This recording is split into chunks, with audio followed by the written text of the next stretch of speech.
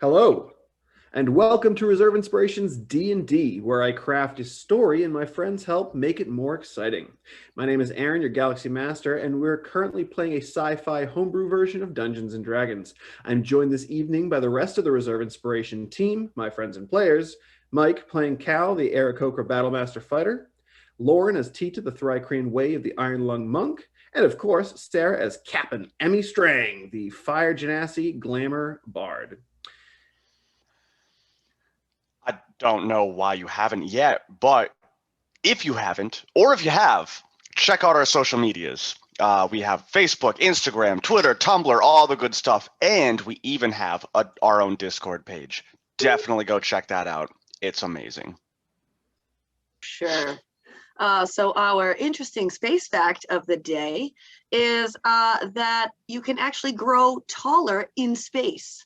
And how that happens is because, you know, that whole like gravity situation and there not being as much, your spine can actually expand. So it says a 6 foot tall person, this is NASA, by the way, so you know it's legit. A 6 foot tall person could grow as much as 2 inches in space. And then also a silly fun fact, I believe, is that when astronauts are first in space, because of that lack of gravity, liquids in their bodies are unevenly distributed, so they appear to have a puffy face and skinny little legs.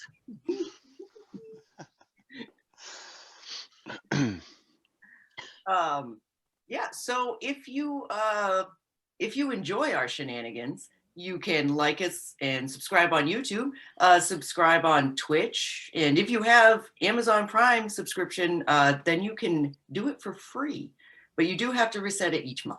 Mm-hmm. You can also, if you super like us, you can support us through Patreon and get next day access to all our content, as well as any special releases. That's exciting news, guys. Take advantage of that. It's great. Mm-hmm. I do have one announcement before we get started with a recap. Though it is not until Thursday, I did want to wish John, the gentleman who plays Tagartha in Adventures of Plunk, a happy birthday. It's this Thursday coming up. So happy birthday, John. Do we have any other announcements, anyone? No? Okay. Well, I guess then in that case, it's time for a recap. So, last time on Reserve Inspiration's D&D, the party took a long rest after helping Plonk defeat an elemental titan. Upon waking, they grabbed food and drinks respectively, and they had drinks, and everyone else had food. And that's when Ti-Tih heard his father calling out for both him and his sister. In greeting him, he learned that his sister Ti-Tua had gone missing. McDagger, Emmy's pseudo-dragon companion, did happen to see her step into the thick, lush, mystical Fey forest a few hundred feet from their position. Emmy, Cal, and McDagger followed Ti-Tih into the forest after his young sister. They spotted a dryad and followed it to a clearing where they met a series of other odd creatures. These creatures, including the dryad, a satyr, a centaur, a pixie, and a panther, were clearly intent on keeping the party from getting near the cottage, injuring Emmy and charming Cal in the process. After hearing chants and screams and seeing swirls of green magical lighting the inside portion of the building, Ti-Tih ran for the door. Emmy teleported inside and ran to the door to let Ti-Tih in, and that is where we're picking up today. So, if you all would like to bring up your roll 20s, we will get right back started in initiative order. Guys, check out my new pants. Oh yes. Let me zoom way in so people can see. It's also on the main screens. So zoom way in. Ti-Tih's little Rasta pants.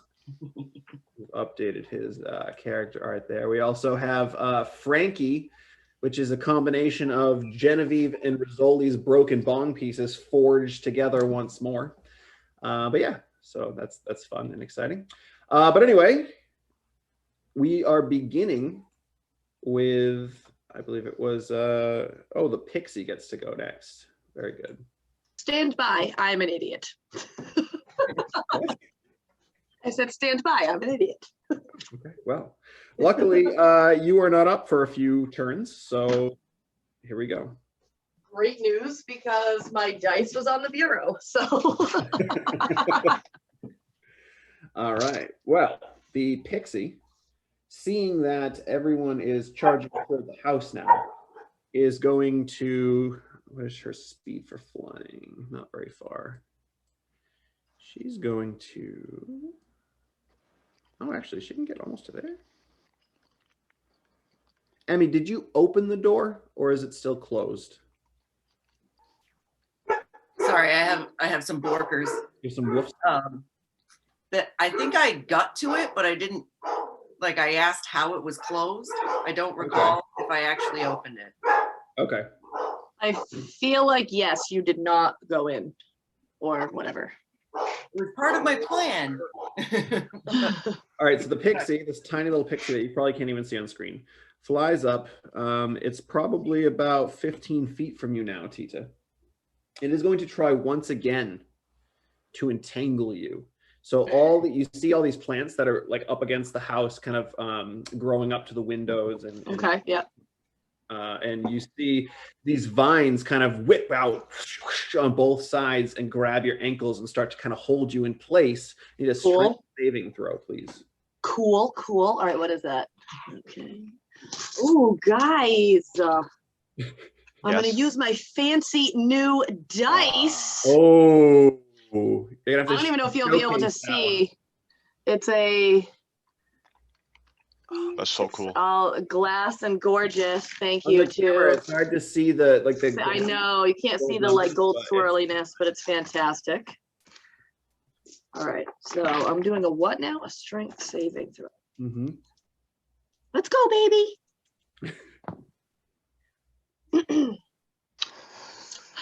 Am I adding another if? You are. So much for the new dice. We'll just delete that one and make it a 2. Damn it. Jesus, already? Like. Oh, well, you know what happens. What are you gonna do? Be entangled on the house. Ti-Tih, you now have 2 ifs. That's not the worst thing that could happen. I mean, It's bad, not the best. It's not the best. So these vines, all these like flower vines begin, and roots begin to grasp around you, and you're like trying to rip them out of the ground, but it's fantastic. You continue to hear screams from within, and Emmy, you're inside. So it doesn't seem, it sounds like maybe a young voice screaming out in pain. Yeah, the ritual continues. At this point, Mr. Stator, he comes hobbling over. He's like, "Oh, hey, hold on. Don't be going without me." And he sees that McDagger is still kind of confused there. And he starts to run off toward the bridge, but then he decides, well, I want to make sure that this creature right here does not get away. So he kind of goes over and he picks up McDagger. And he kind of like grabs the tail and the mouth to make sure that it doesn't bite. And I think it's going to try to make a grappling check on him. Oh, he might fail, actually. It's a 7 versus McDagger's strength. Which is, oh yeah, he tries, and McDagger, as soon as this thing grabs McDagger by the tail, it just kind of like whips around and nips at his hand, and then like looses himself from it, and he's just like, "Do not touch me." That's going to bring us to the Panther. The Panther, Ti-Tih, as you are now tangled in these vines, is going to, I think it can do 2 things. It's going to try to bite you. Great. Love it. Yeah. So he is going to try to bite. He has advantage because you are being held down and grappled, restrained. I don't think so. Ti-Tih is a no. 15's not going to hit you, huh? So even though you're being held there, you're still able to kind of like fend it off. You're using one of your feet as it's trying to like bite in. You have it in its neck, trying to like hold him off. Using the vines to put in his mouth. Yeah. But Eat Ti-Tih, this! your Just- turn. What would you like to do? You just heard your sister scream out once again from inside. Yeah, but I can't. Oh, I'm in. What are these weed things? Yeah, there's like roots and vines from the nearby flowers that have just wrapped you. They're holding you in place. I mean, I'm gonna obviously try to. Can I try to like get out of that or Yeah, you can tear use your them, action rip to try them, to- whatever? I don't know. Yeah, you can use your action to try to break out. Okay, so then I would be doing a what? It would be a strength check. Okay. A plus, what do I have? Only a plus one? 14. 14. That is enough. This pixie, you can see she's focusing and trying to keep these vines on you, but you just start to rip them out from side to side, and you get control of like your arms and your movement again. Okay. That was your action. You have a bonus action and a movement left. The door in front is still closed. Yeah, Emmy was going to open it, but she didn't yet, or she did? It's closed, but she did unlatch the lock, so it's no longer locked. So then can I move inside? Yeah, you can open the door and head inside. Just a reminder, if you move away from that panther, it's going to try to swipe out at you. Claws. It hasn't hit you yet. It's tried 3 attacks, 2 last game and 1 today, and none of them hit you, so you might be okay. We'll see. You might be a winner. You have a very high armor class. It has to roll high to hit you. God, yeah, I guess. All right, well, move yourself. I'll roll an attack. You can step I'm just gonna move and go in with Emmy. He swipes out. He just barely. You hear like a slight tear in your pants. Oh, come on, man! I just got new pants. He doesn't quite get you. So you pop inside, and you can pretty much see what Emmy sees from where you are currently. You definitely have movement if you want to use it, but that's what you can see at the moment. Yeah. Can I move closer to wherever the screams and things? Yeah. Light show. Yourself where you'd like to go. I think you have like probably at least 30 feet left, if not more. What's your speed? 55? Yeah. Yeah, you definitely have. So you could get to this whole blackened area if you want. Okay, then yeah, I'll do that. All right, yeah, move yourself where you'd like to go. As you step there, you kind of get a better angle of the room, and you can see there's this beautiful elven woman who is standing kind of over this large cauldron, and inside the cauldron you can see Ti-Tua, who's and there's this green energy that this elven woman seems to be commanding, and it's swirling around Ti-Tua, and you can actually give me a perception check.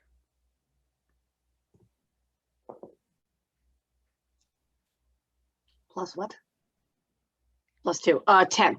10. Yep, that's so far that's what you see. Great. But you can see Ti-Tua like kind of screaming out in pain, and her hands are bound and all that. So cool. That's your turn. What are these, like the Sanderson sisters? They're just gonna suck the life out of her, and then that's kind of what it's looking like at the moment. Okay, great. Ti-Tua is going to try to break free. She has disadvantage. No, she's not going to be able to do that. She is still fully restrained. And that's bringing us to Emmy. Emmy, you are inside. The door is currently open. Ti-Tua just flew in. Okay. The door's open? Yeah, Ti-Tua just ran in, and it's just. I just blew right by you. You opened the door, and I was like, "Whew!" I'm gonna shut that door because I know what I saw outside, and I haven't been here yet. So I'm gonna shut that door real quick. Yep. Anything else? I'll say that's a bonus action. Okay. Well, I definitely want to move. Are these bookcases here? They are. Yep, there's a couple bookcases. There's a table off in the top right corner, the northeastern corner. Sorry, there seems to be some sort of trap door that leads down, and you can see Ti-Tih. I will say, as the two of you enter this room, you're hit with like this just waft of pungent smells. You get the smell of different herbs like sage, and there's hints of lavender. And Ti-Tih, one thing that immediately hits your nostrils is the strong scent of moss drying. And as you kind of run in out of the corner of your eye at the hearth, you can see that there's tons of moss hanging and drying right by the by there. But Well, hey, now I'm like Ti-Tua the moss. Ti-Tua the. No, I'm kidding. yeah. So Emmy, what else would you like to do? Well, I don't think I think opening a trap door when I'm less than half health is probably a bad idea. So she's just going to grab the biggest book that she can see off of that bookcase and hold on to it for now. Okay. Sounds like a plan. After Emmy, McDagger. McDagger, let's see if he's still confused. D10. He can act as normal, so as soon as he gets free of that satyr, his tail just whips around and tries to sting him. He said don't touch him. He did say that. No touchy. No touchy. Oh yeah, that's a 17 to hit. So that's going to be a D4. Wow, maximum damage on the piercing, and a con save for the satyr. Saves, so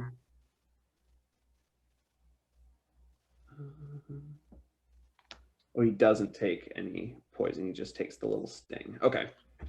So, yeah, takes a little sting. Nice little damage there. And yeah, after McDagger, McDagger is actually going to start flying in your direction. He's got a massive fly speed, so he's going to, let's see, how far can he get? He's going to stay above the centaur. He's going to stay above the centaur, but he's going to get pretty close to right about there, if you can see. After McDagger, the dryad who is controlling Cal. Cal, you hear her. You don't understand. Like it's a weird sensation because you don't understand the words that are coming out of her mouth as she begins to command you, but the command magically takes hold in your mind.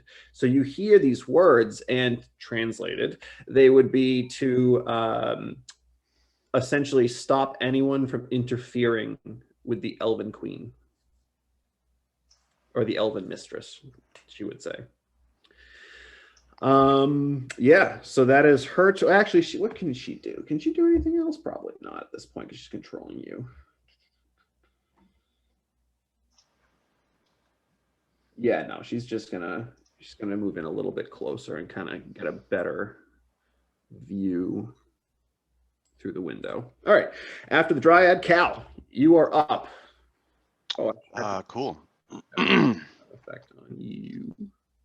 Well then, if I have new orders, we're gonna run to the door. We're gonna open the door. Then we're gonna run inside. All right. And that is, it was too many movements to even get to the door, so that is a double move. And action open. And open, and yes, so. All right, doors. There I am. Reopened. After Cal, the centaur. Now that the door is reopened, the centaur just charges right in, kind of ducking down. But wait, did he bust down the door? Because I would have shut it and latched it. Oh, you didn't say you latched it. You just said you shut it. So Cal just walks over and opens the door. Specifics. So the centaur comes busting in, kind of ducking down for the threshold. He's got a decent movement. Yeah. He's going to kind of circle around and get to kind of right almost in between Emmy and Ti-Tih. And because he was charging, he is going to attempt to pike you, Ti-Tih, and then kick you with his hooves. The first one is the pike is a 24 to hit. So it's a D10 plus 3D6.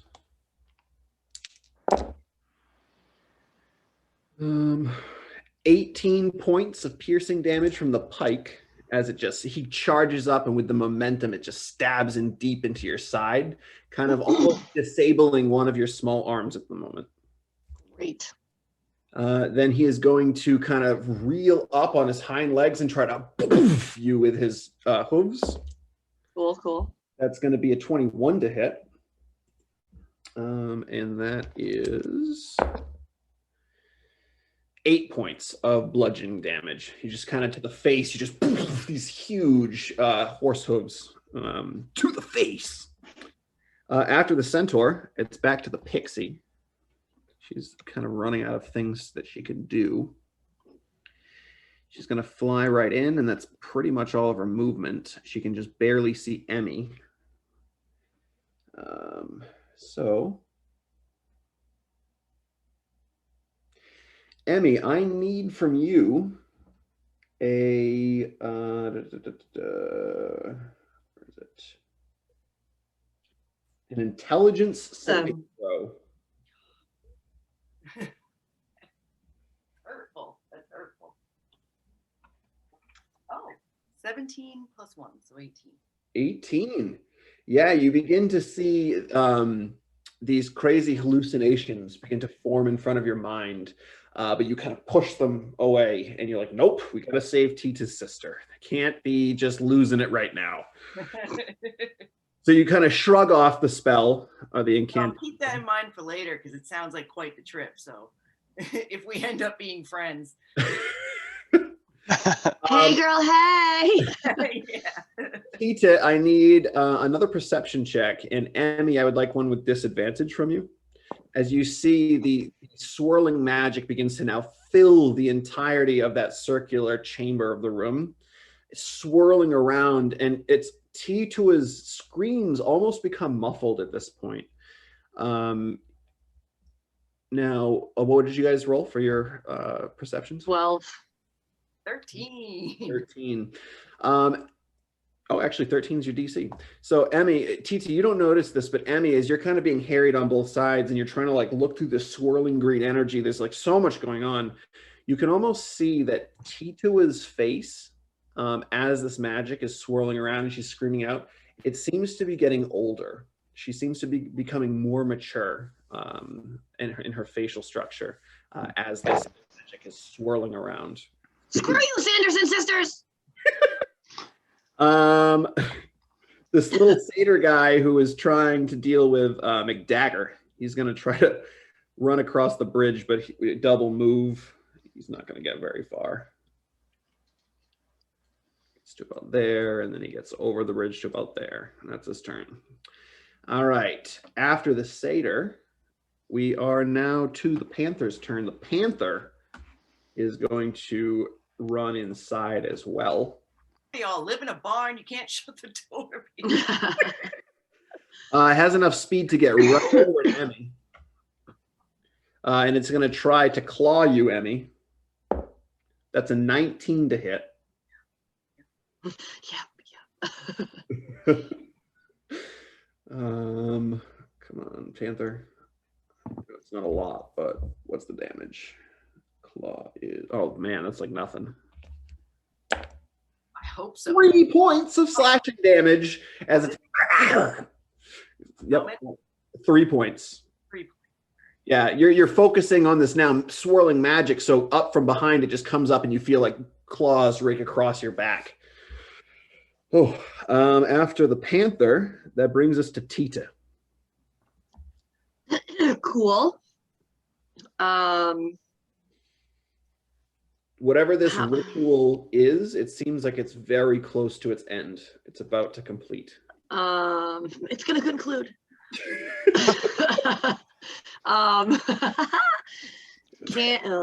What? How far away am I from this chick? Oh, like only 20 feet. I don't know why I thought way further than that. Yeah. All right, so I'm gonna run up to this chick then. Yeah, as you do, the centaur stabs out with his pike at you. Swell. And he's not going to hit you. You're just so nimble. So nimble and quick. Out of the way. Great. Get right up to her. Now, is she And I will say, like, as you get close enough, you don't even need to make a perception check. You can see Ti-Tua her face is getting older. You can see she looks okay. your age at this point.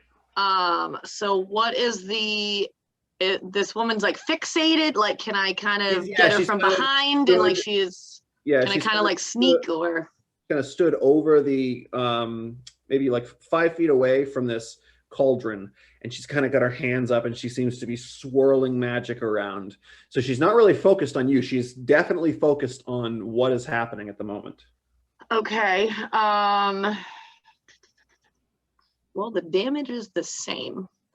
So I will, I mean, I have like several million daggers from that box, but I always had one. So I'm going to take that one and try to stab out at Okay. her, like in the back so that she can't see, like Yeah. from behind. Stab her in the back. I will give you advantage on that stab. What do I have for that? A +5. 14.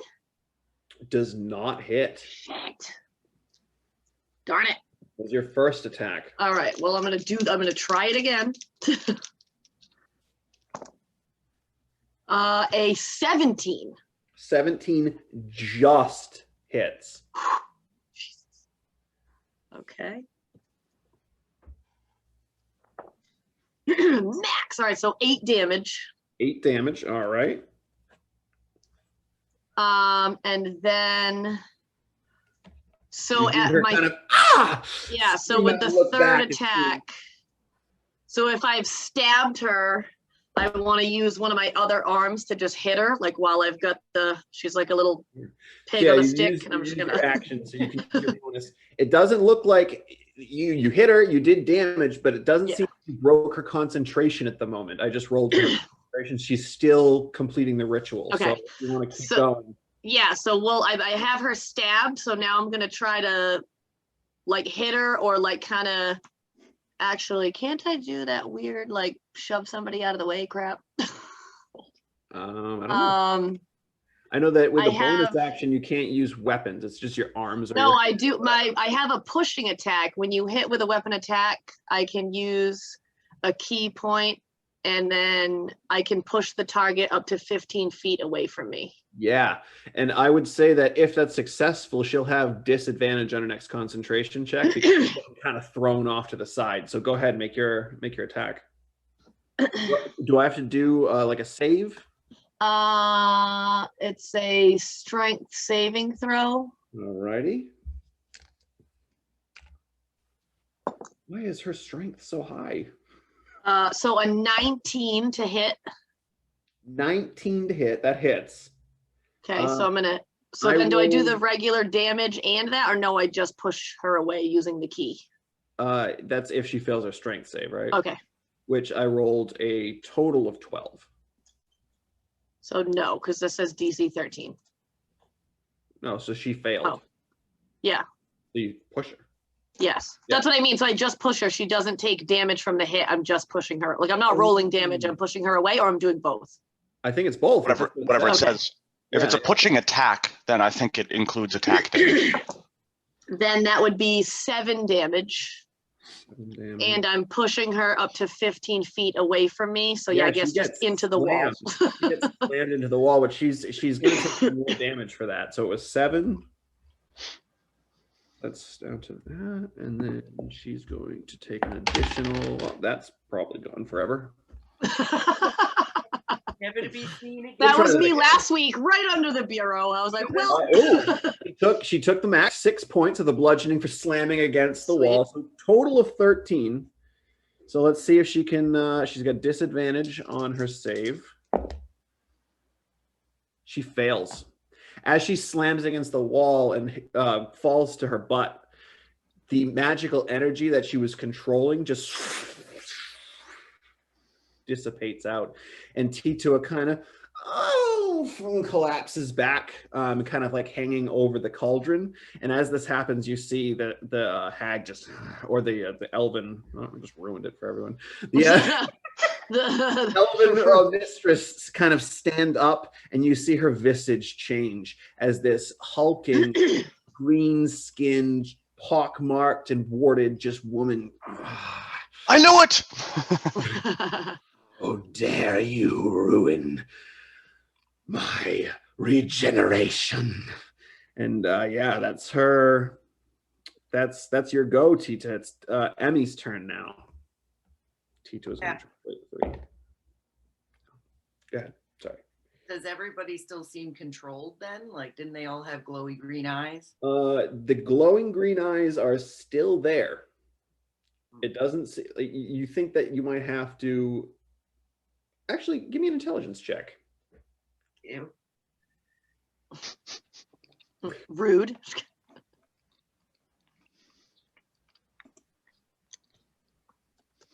14. Yeah, you think to release the control of all of these other creatures that you're going to have to knock her unconscious. You don't have to kill her, but you have to knock her unconscious. Interesting. So, what are you doing, Emmy? I do believe, since it seems like Ti-Tih's up in there, I'm gonna try and do thunderclap. I will say that you can just barely see in there. That's why I had you do the perception check with disadvantage. You'd probably have to move to get a better view. Or does it say you just have to see the target? Oh no, I just want to do thunderclap on everything that's around me right now. Oh, yeah. Because they're all an immediate threat. Like, no offense, Cal, but I'm not quite sure why you're looking. No offense taken. I'm an immediate threat. Although I was probably going to run past you and try and tackle Ti-Tih. I think that was my next move. To get stabbed again, so Mm-hmm. I'm just going to try and do thunderclap and then move into where my friend just went. Okay. So the creatures within what, a 15-foot radius? Is that how that works? Thunderclap? 5 foot. Oh, okay, yeah. It just bursts. Actual, if they were going to take any damage, it would be 5 feet. Okay. What do I have to do? You can hear it further than that. Okay. Constitution saves? Yes. Panther succeeds, Centaur fails. Does that hit me? Is 5 feet hit me? No, I don't think it's not going to hit you, Cal. You're just out of the range. Oh, well, great. Oh, you wanted to get it. Yeah, I do. So I can stop being charmed. Well, the charm is only if an ally hits you. You get. I mean, well, first of all, this would be an ally hitting me. Emmy's not your ally at the moment. In your brain, I'm not. In my brain, but in reality, she is. Yeah. And are you sure? I thought it was if anyone hit me. I will double check that while Emmy decides what she wants to do. Because if that's the case, then we'd have to get one of these people to hit me, which seems very unlikely. All right, so this is what it says. If you fail the whiz save, you're magically charmed. The charmed creature regards the dryad as a trusted friend to be heeded and protected, although the target isn't under the dryad's control. Oh, it's not under your control? Well, there you go. It takes the dryad's requests or actions in the most favorable way it can. So if it commands you, you pretty much... Oh, okay. So, you know, under control. Each time the dryad or its allies do anything harmful to the target, it can repeat the saving throw, ending the effect on itself on a success. Otherwise, the effect lasts 24 hours or until the dryad dies. Cool. But if you eventually save from it, then you are immune to it for 24 hours. Okay. Okay. Cool. What are you doing, Emmy? So the thunderclap. Mm-hmm. So you said that the centaur? The centaur failed, so he's going to take full damage. Okay. The panther succeeded, so it takes half.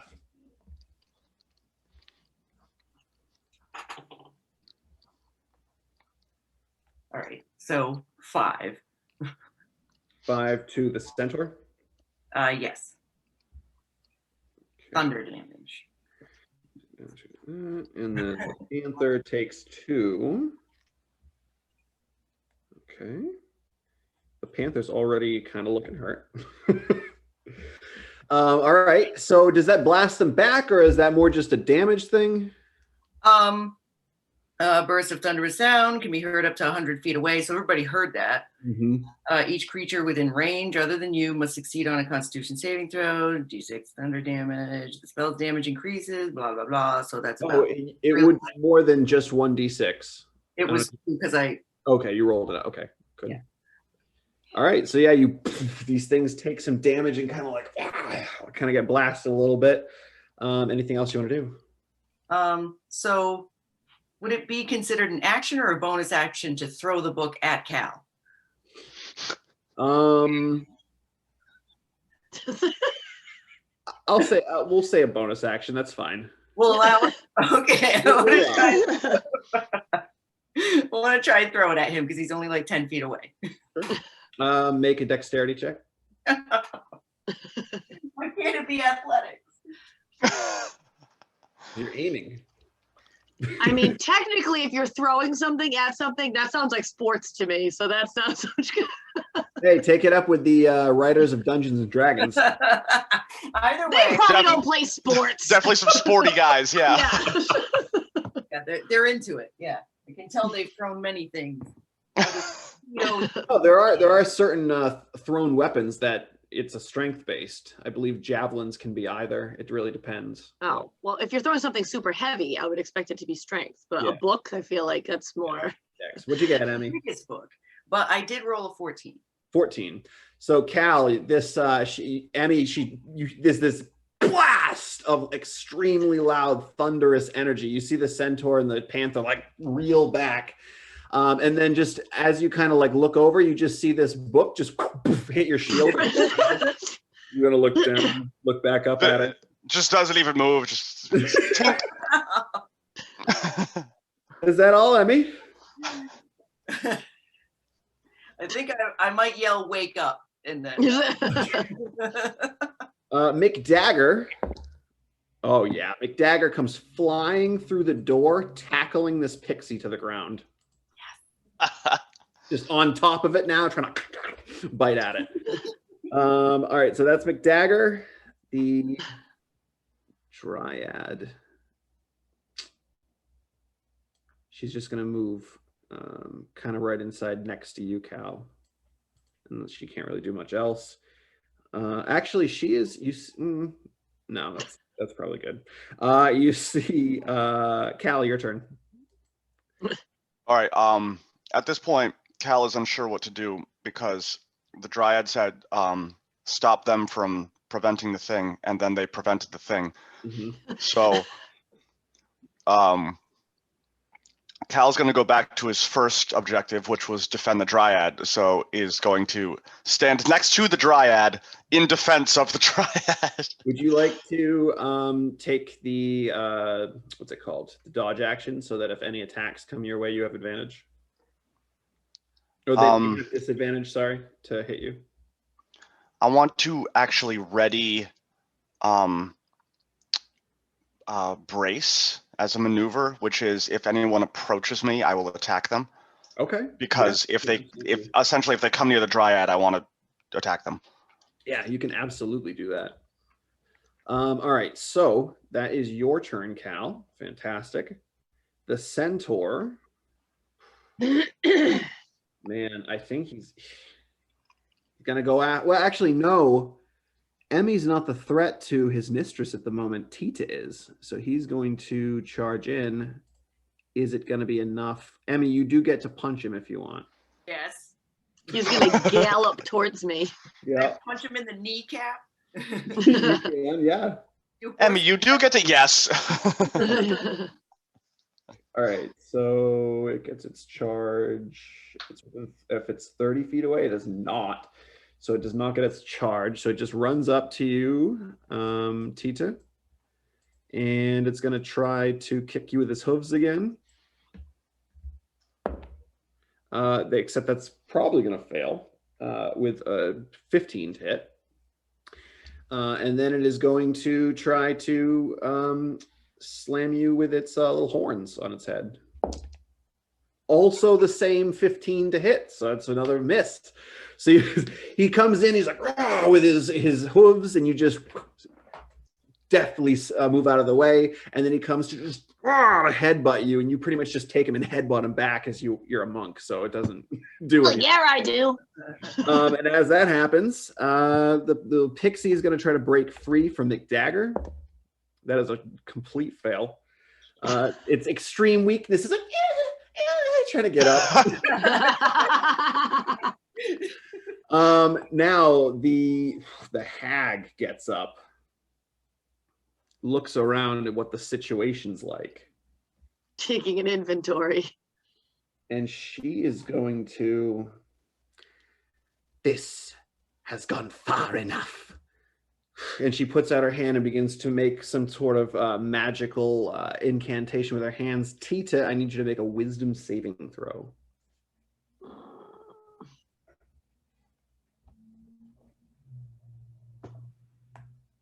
10? 10. That is unfortunately a fail, Ti-Tih. You begin to feel your body change, and you kind of form down to this tiny little creature. And Emmy, when you look down where Ti-Tih stood, there is now a turtle. What the? Okay. Oh, man. All right. After that, Stator George. Wait, what? So what did she just do to me? What is that? She casts polymorph against you and turned you into a turtle. So my thing doesn't work against that? Your what thing? My little, like, if you're like charmed or whatever thing, I can't use that to get rid of that. It's not charm. That's what I. No, unfortunately, it's not a charm effect. Oh, also, your it's not that it's going to change much, but your intelligence, wisdom, and charisma are now that of a turtle. Oh, sorry. Which is. I'm sorry. Everything is that of a turtle. Which is what? I'm working on it. I don't have that. Okay. Turtle.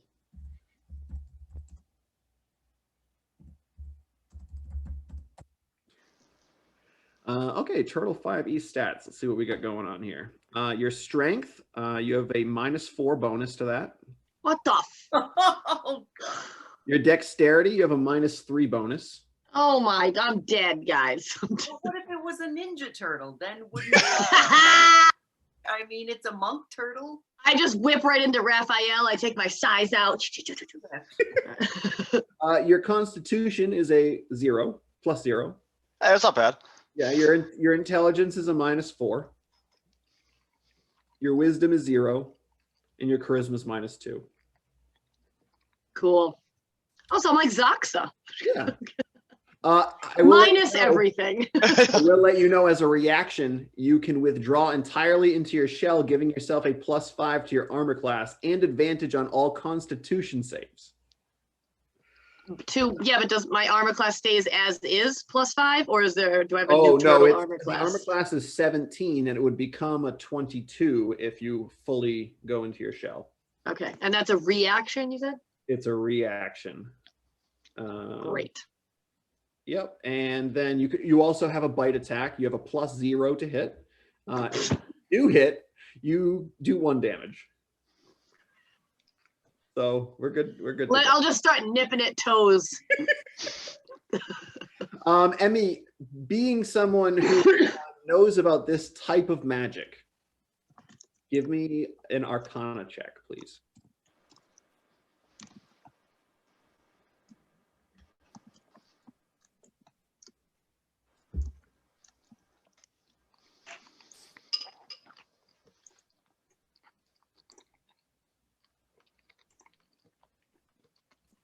What? 14. Okay. So Emmy, as you see Ti-Tih get turned into this turtle, you are familiar with the polymorph spell. It's not one that you have cast before, but you know, being a bard, you have the ability to do that. And knowing about that type of magic, you know that it's a concentration spell. So either the person who cast it, if you hit them, they could potentially fail a concentration check and have Ti-Tih bamf back. Or you can hit Ti-Tih, and that if it's enough hit points, it'll bounce him back to his regular form. That's what you know. What are you doing? But Damn, you already threw that book, woman. You could have thrown the book at me. I was holding the book so I could throw it at her. But it's too far. I don't think I would. Book at her. Landed on the ground halfway between me and her.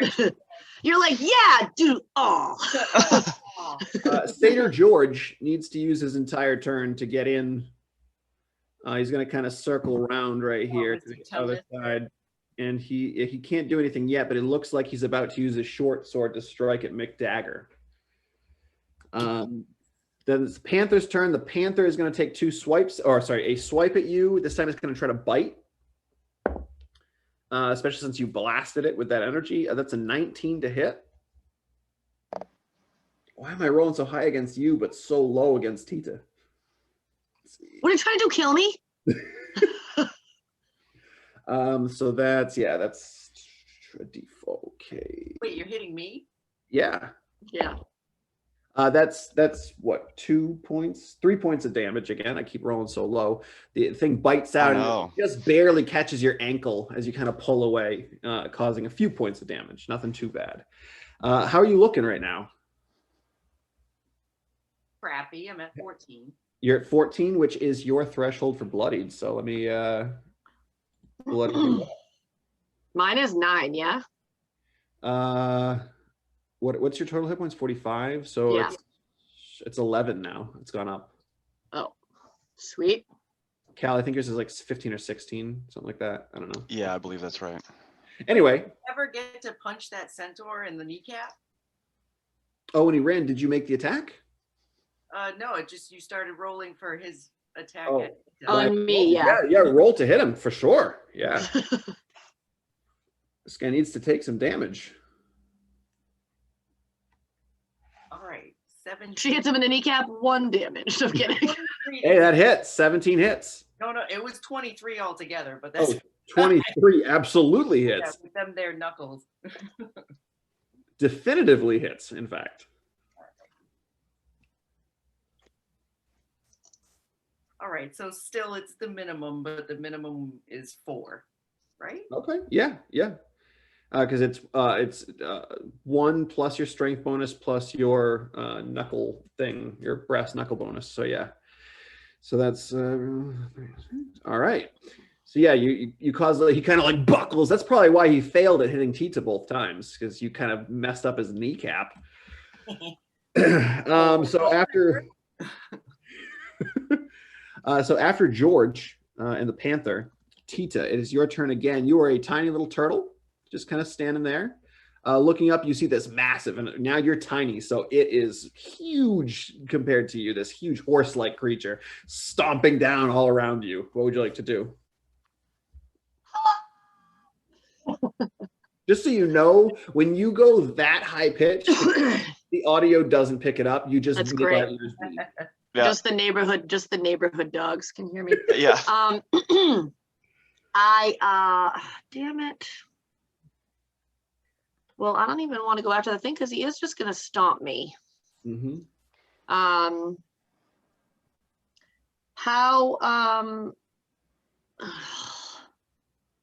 How much can I move? I'm assuming I'm very slow. Oh yeah, your speed. Let's see. Speed. Wow, I don't like these stats because I don't agree with them, but 15 feet is what it says. What? I think that's a little crazy. I don't know who made that stat, but geez. What is that? Is that another bookshelf or something next to me? Next to you. Let me ping. Well, like against the wall or right whatever. Here? Yeah.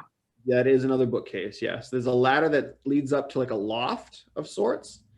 Does the bookshelf go to the floor, or is there a spot that I could crawl underneath it?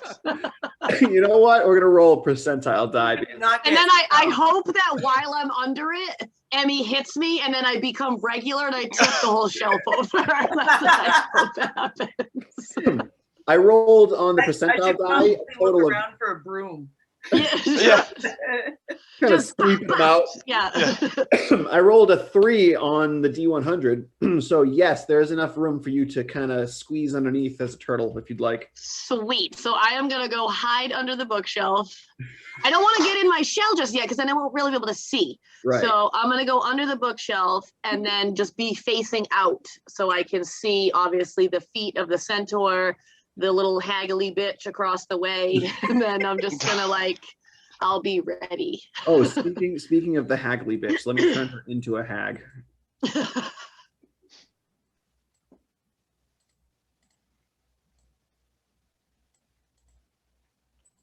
There you go. Now she's a hag.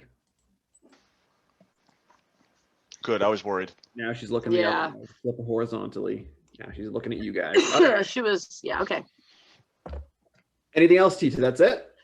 What the hell else? What am I gonna do? Start reading a book? Ti-Tua, this time her bindings, she snaps them. Ti-Tua. Looks like she's been kind of rubbing her sharper carapace kind of against it for some time, and finally it snaps. And as she gets free, you've never seen anything like this, Ti-Tih, but being scared, she just, like the Flash, disappears around the corner. And just, you don't even know where she goes. She just runs and disappears. And sits in the chair. Incredible speed. Not even you can move that fast, and you've never seen her move that fast. She's just gone. Cool. All right. So after Ti-Tua, Emmy, you're up next. Okay. Emmy's getting a little aggravated. She's all bloody. You got like a slew of enemies behind you. Yeah, so I think she's just gonna turn and say, "McDagger, fall back," and just do like the reach to the blaze at everybody that's behind her. Sorry, Cal, I tried. I threw a book at you and everything. Yeah, you get that's a 15-foot cone, right? Yeah, 15-foot cone. Yeah, you can hit everyone in that area. But that's why I yelled, "McDagger, fall back," to see if he would at least move out. What you could do, Emmy, if you wanted to, is hold your action for McDagger to move, because he's next in the initiative order, so you don't catch him. If you want to hold that action, you can do that. Okay. So yeah, you hold, you get your hands ready, your little fiery hands ready to start casting out the flame. And on McDagger's turn, he listens to you. Actually, I need to see if he can. He's still confused. He never saved. Is he? I thought he did. No. What do you mean he saved? That's why he was attacking that thing.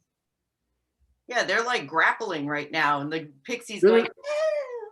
Just because he was able to do that doesn't mean he's saved from the confusion. I have to roll to see if he can do what he wants to do. Oh. And he was able to last time, but he hasn't made the save to not be confused.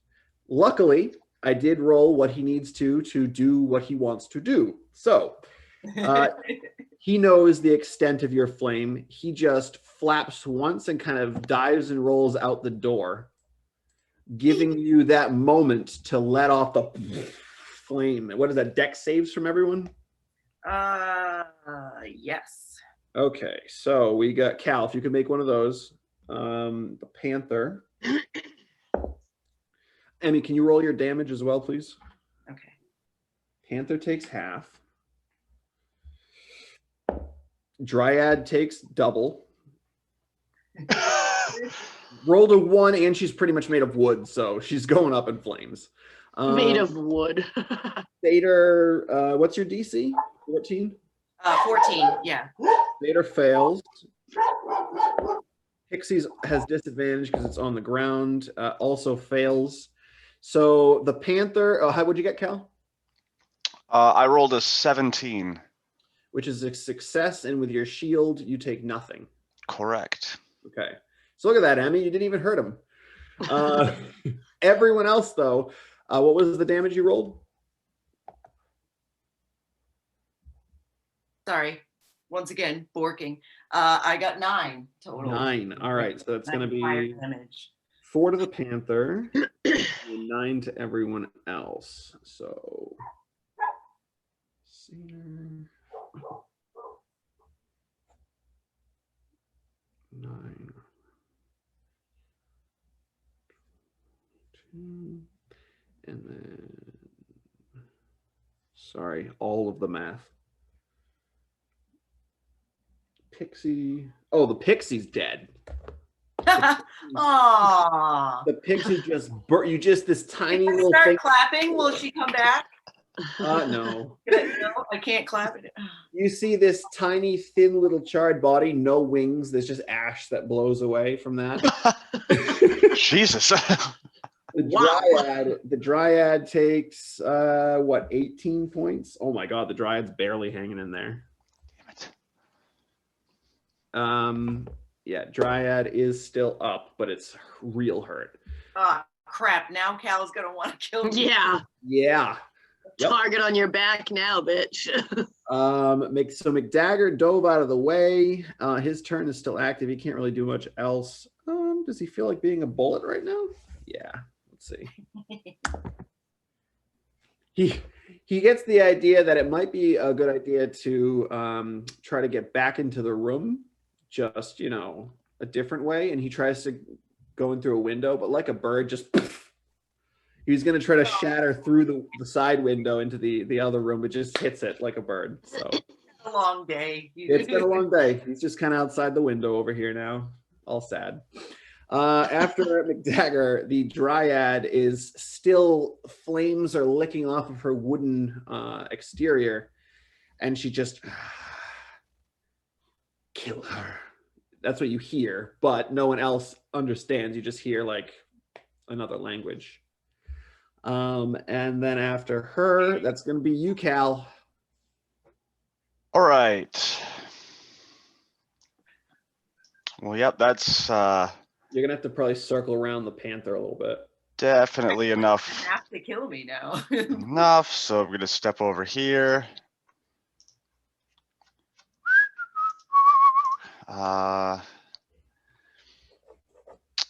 Let's see, which one are we going to do? Yeah, we're going to do grappling strike.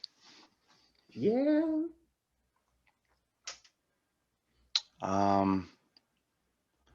Cool. Okay.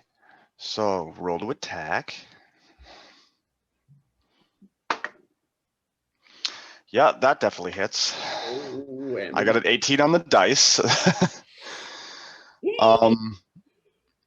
And then I can use a superiority dice to grapple you, which will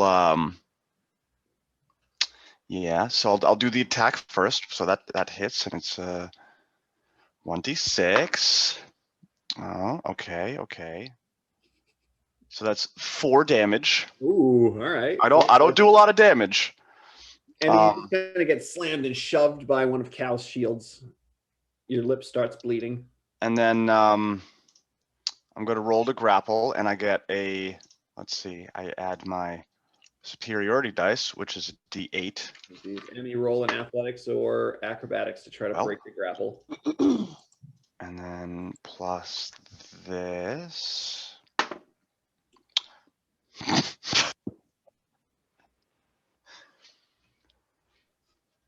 Well, I got to roll a d20 plus a d8 for my athletics check. I rolled a 1 on the d8 and a 2 on the d20. So that's a plus my 5. That's a total of 8. 8. All right. So Cal got an 8. What'd you get, Emmy? For the ongoing athletics, Mm-hmm. it was a 14 plus 5. So Yeah. Cal, after he bashes you, he tries to kind of encompass you between the two shields and pull you close to like hold you in place. But you kind of just headbutt and push him back away. Yeah. So is that your turn, Cal? That is my turn, because now he's confused that didn't work. Yeah, why didn't that work to you? Because you're stronger than Cal. But I also rolled like almost a minimum to actually try and grapple you.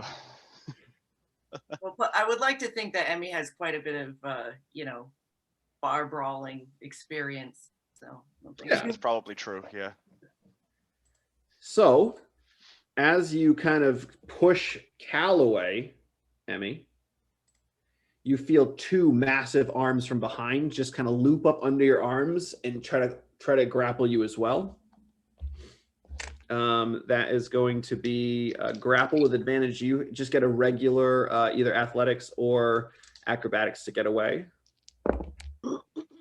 Ooh, I didn't roll super high. What's the... let's see what we got here for the centaur. Okay. +6. So I got a 17 total. How'd you do?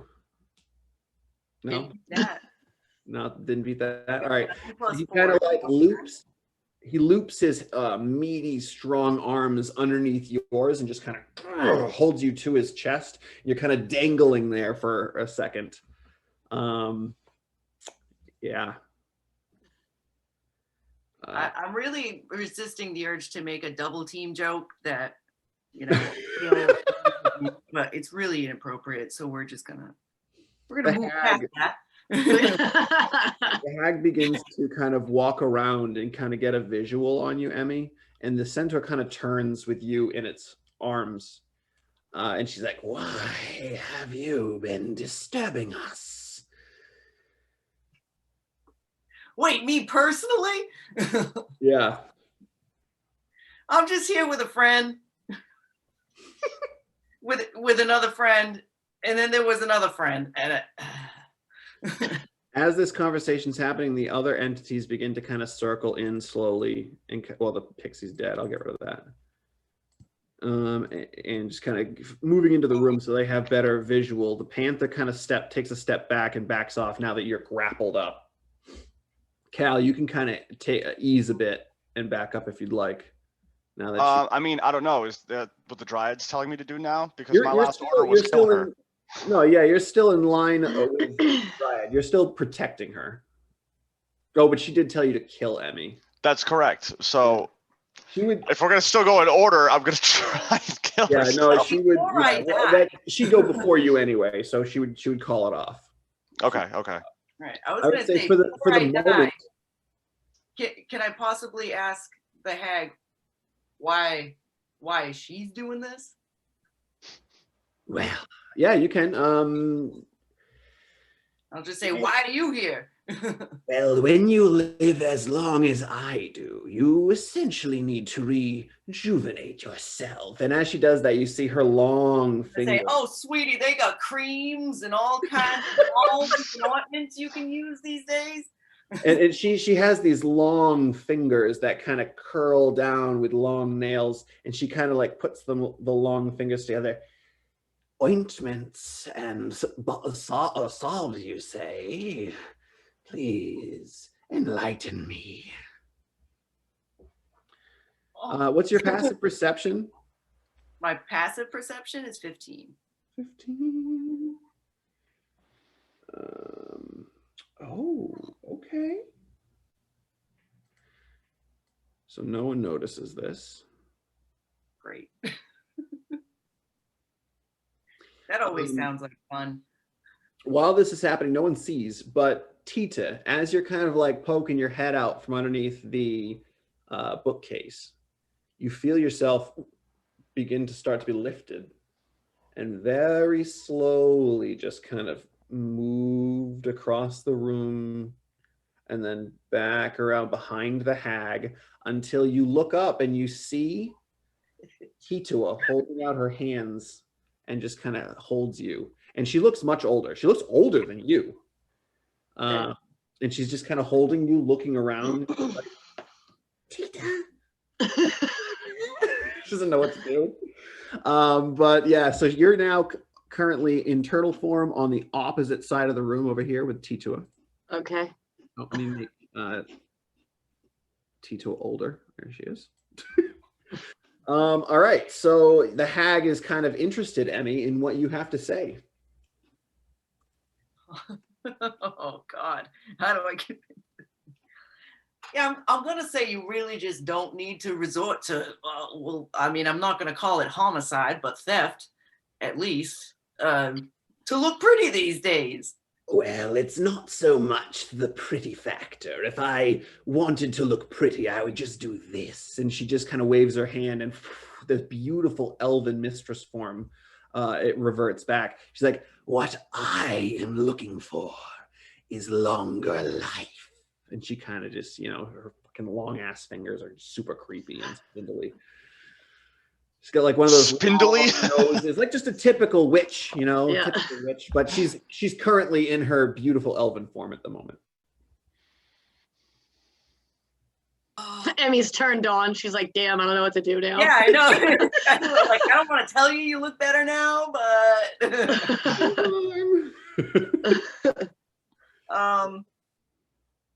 well, what makes you think that your life isn't going to last much longer? Besides my obvious deft abilities, like while I'm just dripping out blood. And now that she's in her elven form, she kind of, well, I have lived for, well, at this point, a few centuries. And each time I get to the age where I begin to wither, I must find a sacrifice. And she kind of points, moves her hand over, and you kind of look over, you follow where her hand points, and you can see on the mantle of her like fireplace, you can see a bunch of, I would say maybe that you'd look at them as trophies. You see a little teddy bear. There's a bracelet that's kind of hanging on a hook. There's a little straw doll. There's like a little ribbon bow. There's like a bunch of different little things. So we're basically dealing with, like, if this was real life, she would have been driving around in a white van with no windows. Yeah, totally. Totally. Think like, you know, a Cruella de Vil style person, but wants to kill children instead of dogs.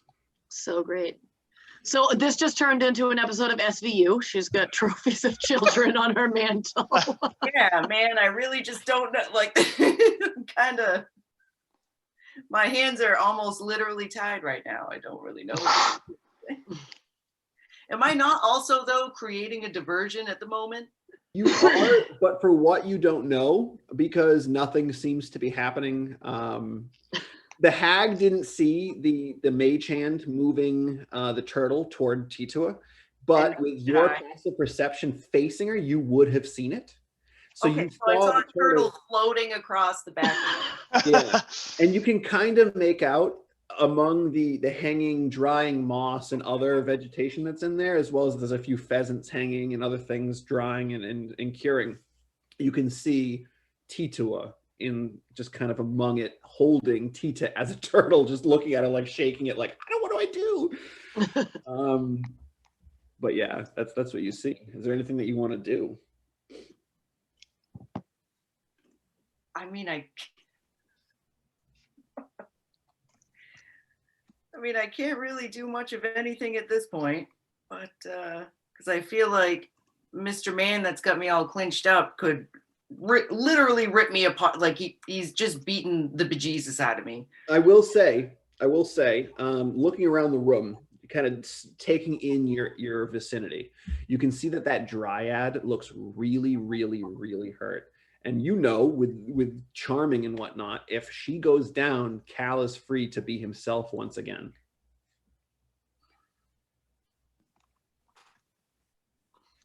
I can't, like, the dude's holding me. I can't go anywhere, right? You can't move, no, but you could possibly cast a spell if you have something.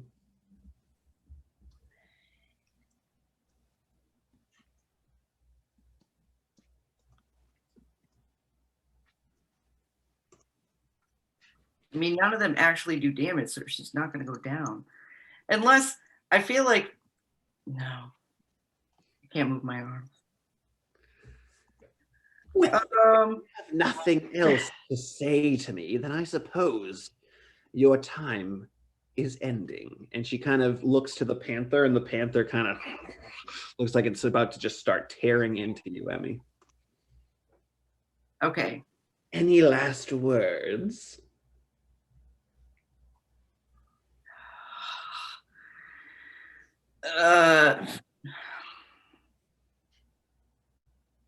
I'm really at a loss right now. I'm just so upset that I can't really punch her. I can't kick this idiot that's holding me.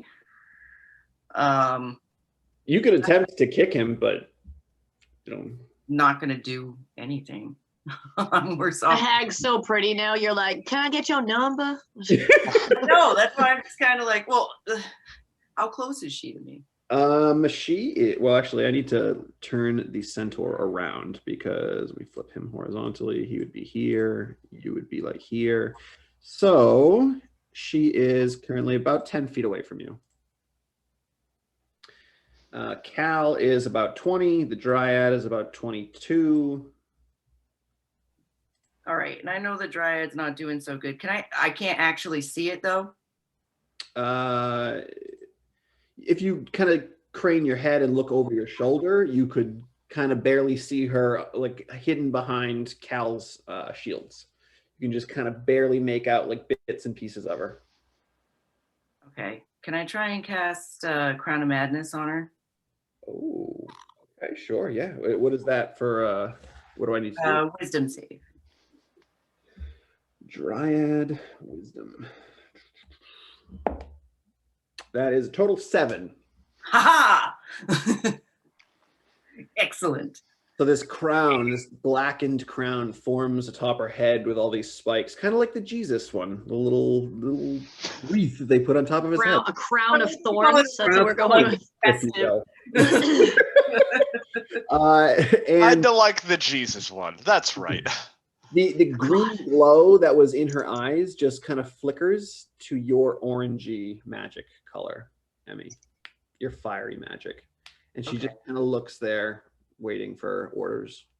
Okay, so I would also know that I would probably have to get her to hit Cal. Yeah. Or attack Cal right now to wake him up. Mm-hmm. Okay.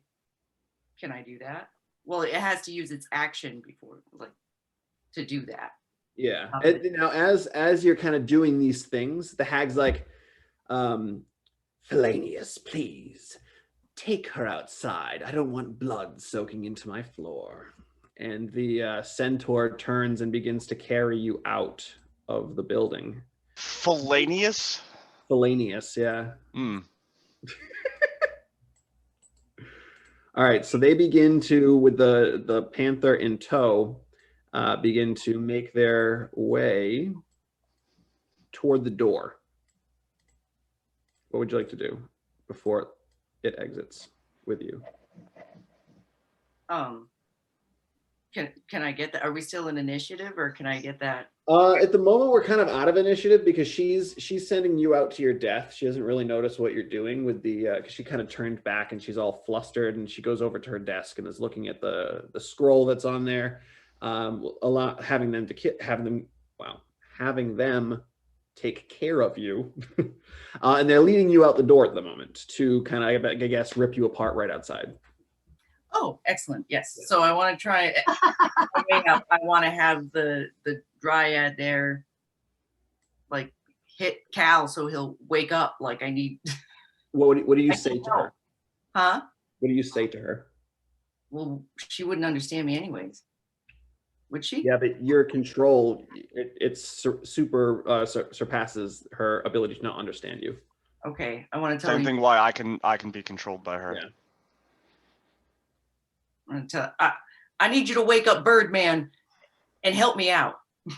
But like not as loud. She just kind of looks at you, reaches down to the side where there's like this very small club, almost like a baton. She picks it off, and you see her eyes glow like this very dull greenish color, and you see that same dull greenish glow form over the club, and then she goes poof to the back of Cal's head. Advantage on that because you're not paying attention, Cal. Oh God! Is It's not gonna hit. It's not gonna hit. it is? It's a 19. Oh, just meets. All right, so let's see what we got here. Oh, it's more than that because she has Shillelagh on it, so she gets an extra bonus to hit. So Oh, it's actually Shillelagh. 23 to hit. So Just barely. yeah, figured. All right, so Shillelagh will be a D8. Cal, you suffer 7 points of bludgeoning damage. She smacks you in the back of the head. Give me a wisdom save with advantage, please.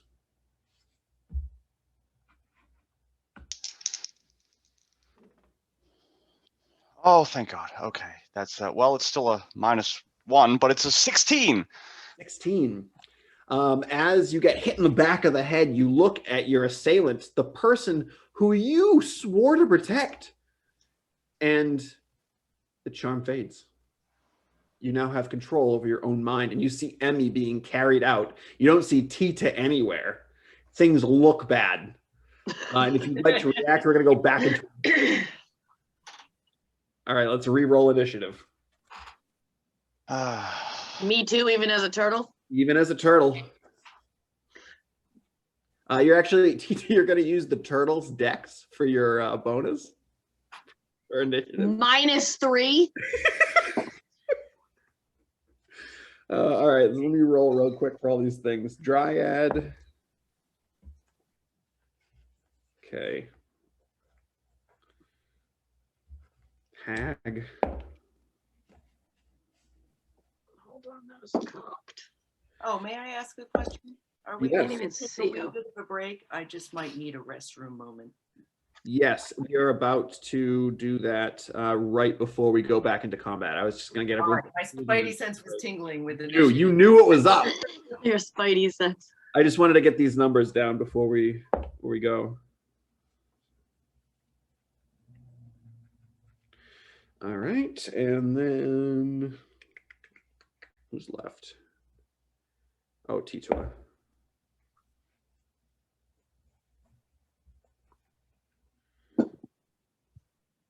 Oh, I forgot that. What's his name is still? Stator's still there too. I feel like I want his wine now. McDagger. All right. All right. So what do we got? Ti-Tua, what'd you get? Well, I rolled a 12, so it's really a 9. Yeah. Oh, turtle. Cal? Turtle. 17. 17. Wow. Yes, +0. Yeah. And Emmy? Oh, I got a whopping total 4. 4. Nice. You'll be bringing up the rear. All right. So before we jump back into combat, we're going to take a quick break. We'll be back in about 7-ish minutes or so. And yeah, see you soon.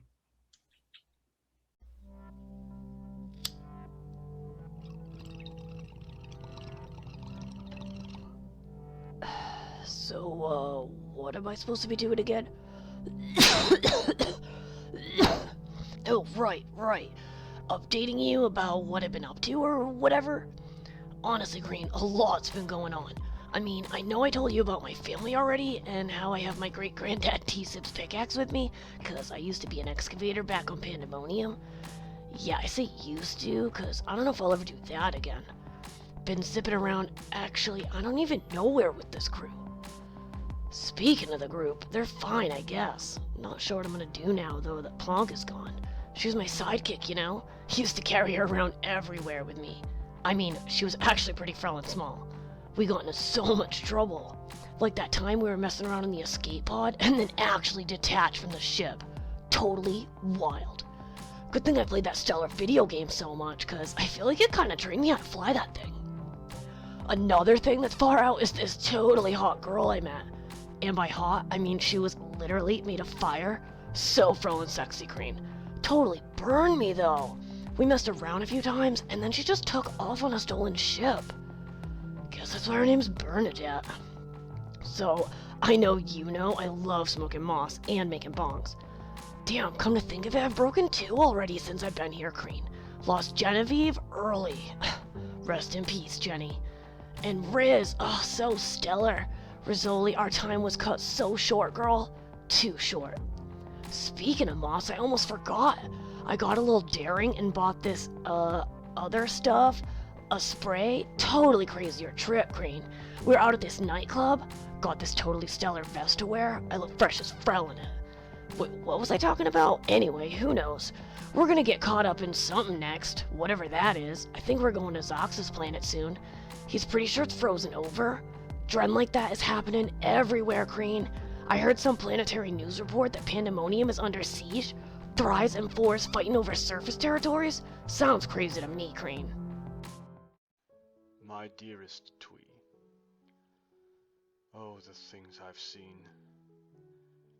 I've been fighting in a war of dragons and dragon spawn. I am assisting the metals to defend against the chromes. But I am not enough.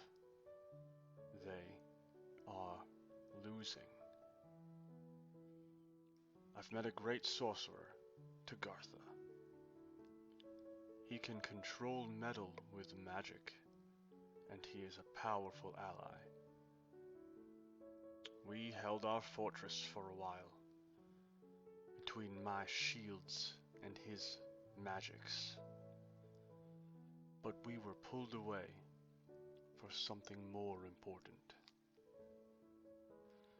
A small, purple creature arrived with a strange thing around her. She says she's trying to save the world, the universe. I wouldn't have believed her, but soon after she arrived, a huge monster made of fire came up from the ground. After defeating that, there were two more to defeat as well. One monster of water and one of storm. I have been to hell and back with these people, but I don't know where we're going next. I wish I could return home to you and our children. Maybe one day. With love, Cal.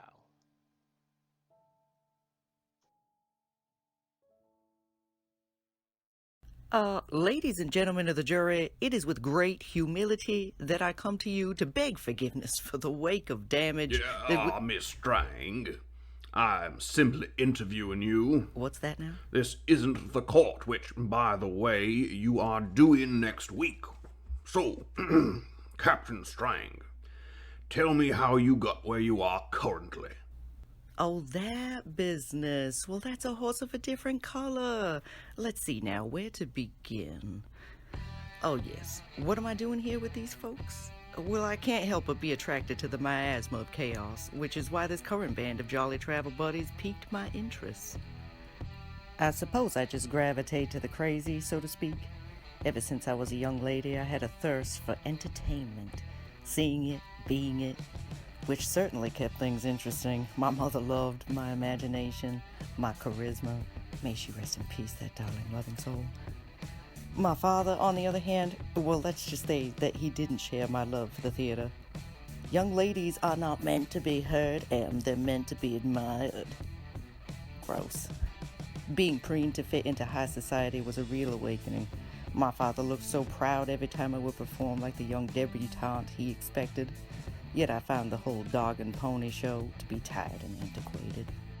So I went to college, expanded my horizons, met my match, my aquatic equal.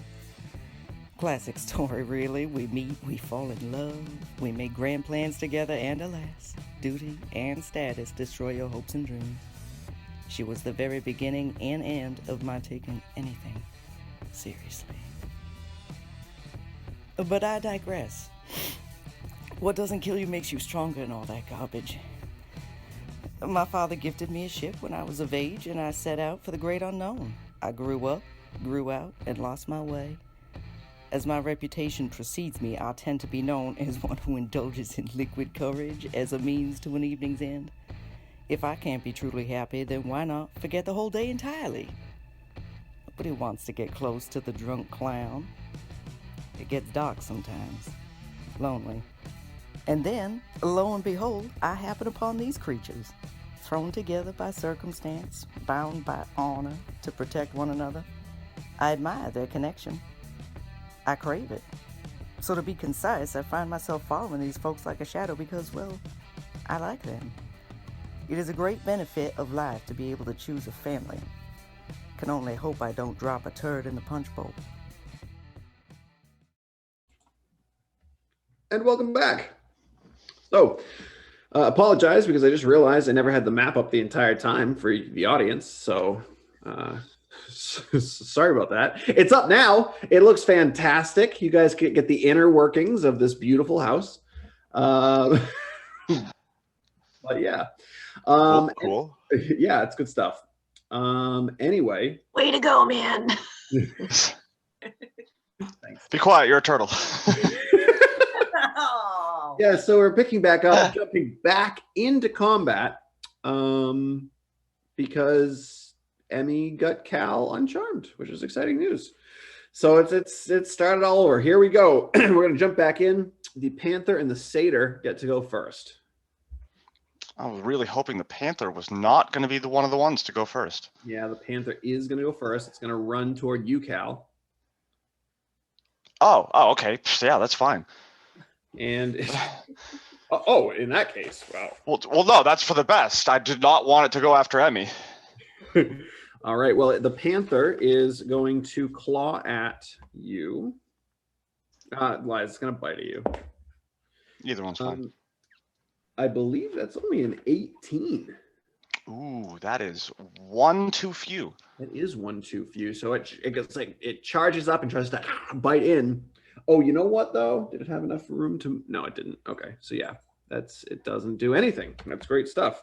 After the Panther, it is George the Stator, and he is gonna run up with his little short sword toward you, Cal. Totally intimidating. Yep, and he is going to try to stab you.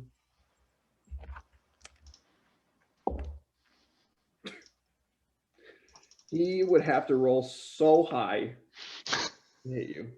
That's lies. I was looking at his ram. His short sword is 19 to hit. Yes, I hit you. Well done. Oh, don't get too excited. Well, it's hard to hit him and you, so it's nice when I actually do. Thus the health bars for all of them. Yeah. It's 8 points of slashing damage as he comes charging in, not even looking, just swinging wildly. Cool. After the Stator, though, it's you, Cal. Good. Okay. There's a lot of craziness going on in here right now. That's perfectly fine. So, I would like to ask the DM a question.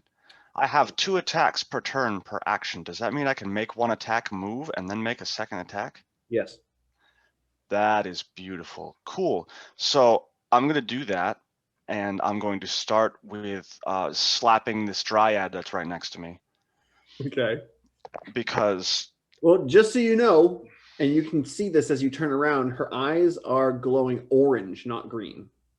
She's currently under the control of Emmy. But you're more than welcome to slap her. Yeah, I'm going to slap her still.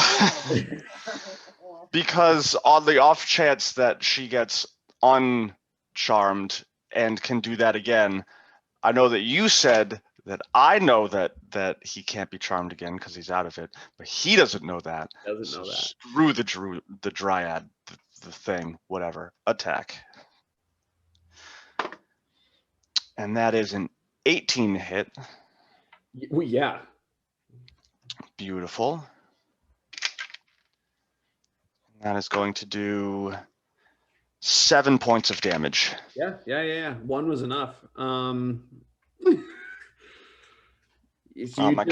camera's doing some weird stuff. Yeah, you fix that while I describe what happens. But you're currently harried by 3 creatures at the moment.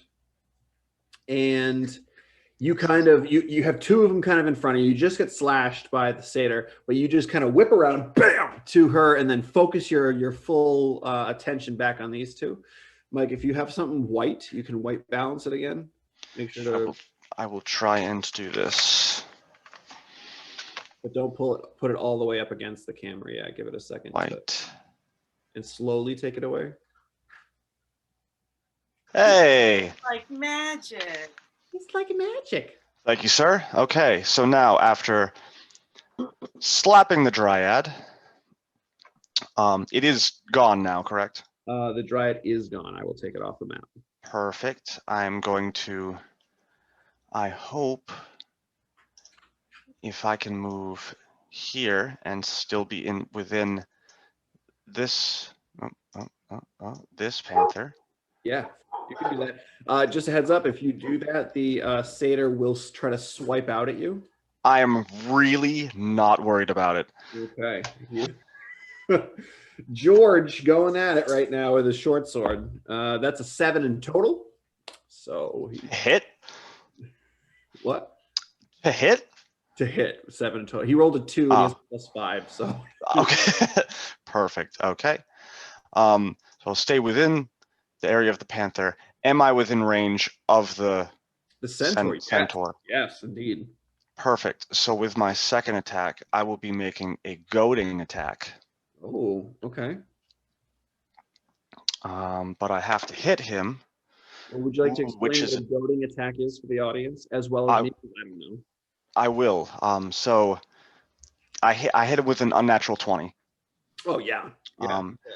So what this does is when you hit with a melee weapon attack, which I just did, you can expend. Actually, it's when you hit with a weapon attack, it is not melee. Interesting. You can expend 1 superiority die, and I will do that.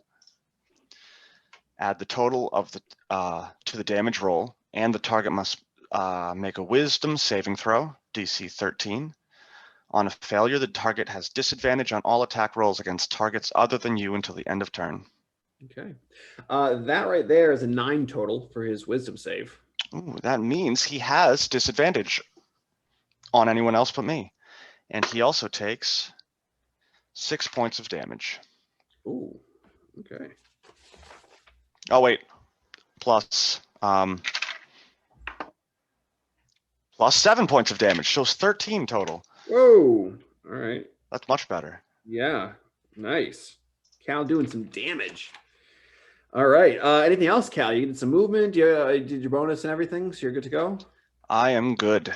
I Okay. like where I am. Ti-Tua is going to look around and just be like, Emmy, Cal, what do I do with this turtle? And then she's going to flick her wrist, and acid is going to fly out. And this time it's going to fly out at the hag.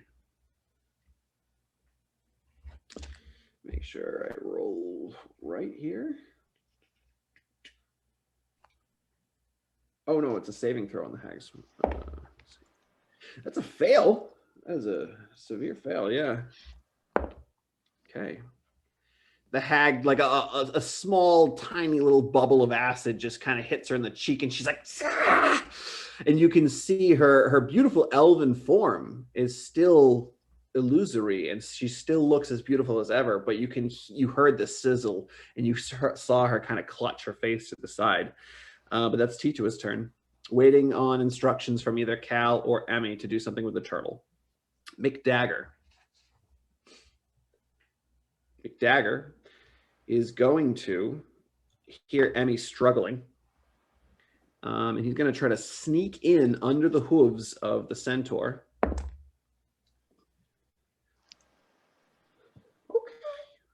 it's not terrible. Let's see what the what's the centaur's passive perception? Oh, so McDagger tries to sneak in.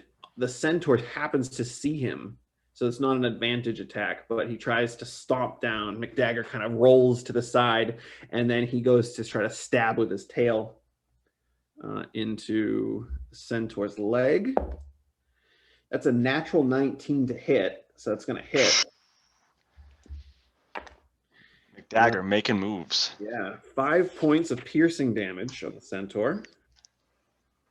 And the centaur needs to make a Constitution save.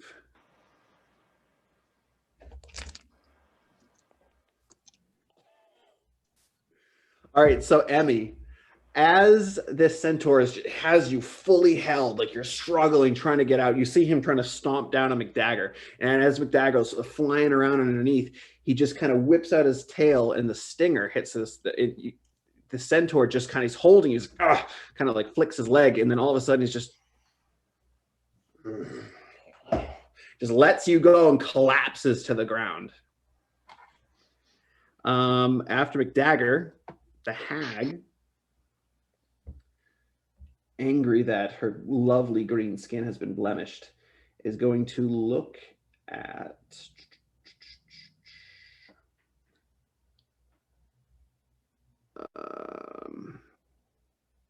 she is going to send a lightning bolt at Ti-Tua and Ti-Tih.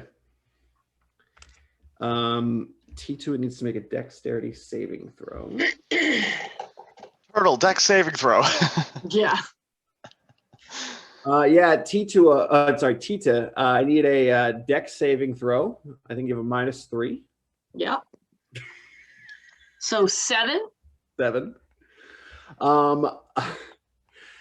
Neither of you, Ti-Tua wasn't ready for this. She was kind of like looking over at Emmy and Cal, waiting, for a response. And then this lightning bolt strikes out and it directly hits the two of you. Wait, so don't I get to not be a turtle again, or no? We're going to roll damage and find out how much you end up taking. 6, 8. Oh my, that's like the worst I've ever rolled for something like that. What? Good. 14 points of lightning damage. To me? Wow. Yeah, wow is right, Cal. That's like... So Ti-Tih, you take It's really close to minimum damage.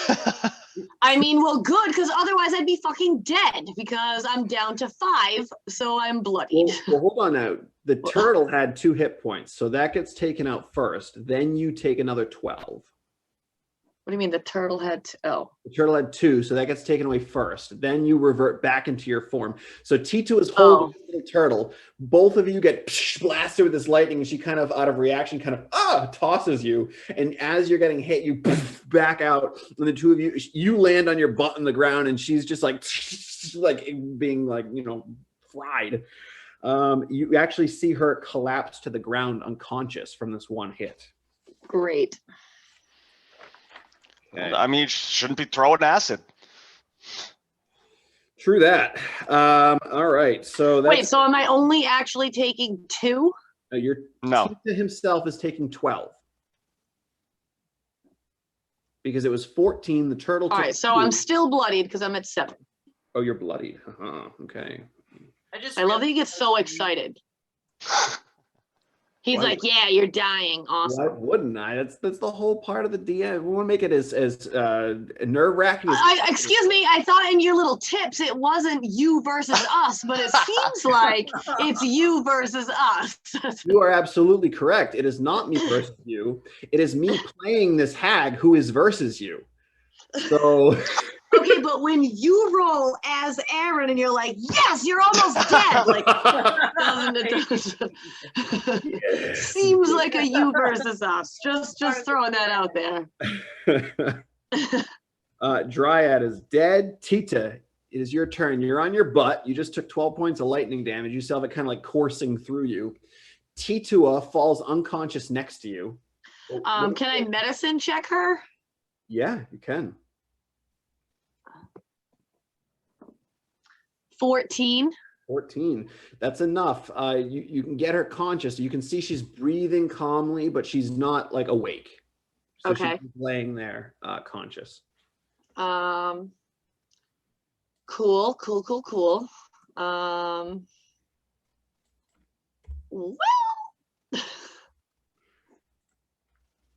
I don't know if I want to leave her there and go like do fight things because I can't really do. Well, you don't think she's going to be getting up at any point soon, so. All right, yeah. So I'm gonna. Jeez, Louise. The centaur just collapsed to the ground and is seemingly unconscious or asleep. The panther and the satyr are trying to attack Cal. And the hag is kind of off on her own, casting spells from a distance. I'm gonna go towards the hag because she was fucking with my sister. Whoop. So we're gonna go, I think that was what, 30 feet-ish? Yeah, it was like 25 to 30. You Yeah, go okay. running over there, you kind of step up onto the armchair, leap over it, kind of land right in front of her. Oh, lies. Can Yeah. we run, leap off the armchair, and then try to tackle her to the ground? You can, absolutely. Make an athletics check to grapple. Okay. Yes! 22. Yeah, that beats her 9. Swell. Swell! You tackle her to the ground, and you have her grappled, which means you now have advantage on any other attacks. And a grapple is considered 1 attack. So you still have 1 for your regular action, and then you can do whatever you want to do for your bonus. So then if I have her in a grapple, we're gonna go back to the dagger. I guess that was effective earlier. So I'm gonna try to have the dagger. Well, actually, no, you would have been, I guess the dagger would still be in your hand because you get turned into the turtle with whatever's on you, and then you vamp back to it. So yeah, you would have the dagger. Okay, so I'm gonna try to stabbity death. You said it's at advantage? It is, because yeah, you're on top of her, so. Plus, what is this? Plus 5, 18. 18 hits. Sweet. 7 damage. 7 damage. Are you doing anything else? Yes, I will. I guess I will just stab at her again. You can't. You can use your hands as a Oh, bonus then, action. all right. So then I will do what I did earlier and just like hold the knife and then try to punch her, I guess. All right. Are you doing flurry of blows for a key point, or are you just making 1 attack? And then also, are you using any key points to stunning strike at any point on this? We have so many key points, so I will Use them all. I will use all of them. No, I will. So then, yes, I will use 1 to. Well, I still have my regular 3rd attack. Yeah. No. Before you get. Oh, because I leapt and thing. Okay, yeah. So I will use 1 to flurry. Okay. Is this still an advantage or nay? Yeah. You're on top of her. You've got her held down. All right. You're essentially you got your legs straddling over her waist, and you're just into her face. Okay. Swell. Okay, so I'm gonna do that then. Yeah. So this is one of them is 22. That absolutely hits. And that will be 6 damage. 6 damage. Okay. And then my second one is going you said you were using all your key points. So are you using a stunning strike or no? Oh yeah, I can use it on that one. Sure. Oh yeah. Well, I was gonna try to hit twice, but no, I'll do it now. Yeah. All right. Con save. That is total of 11. What's your DC? 13. Yeah. So you must at some point you kind of hit her in the side of the temple from your last hit, and she kind of just like goes limp for a second, and she's trying to like get herself back into it but she can't move really right now. She just seems to be stunned in place. Swell. So then my second flurry, I guess. Yep, you have advantage. And that will be a 19. That hits, yeah.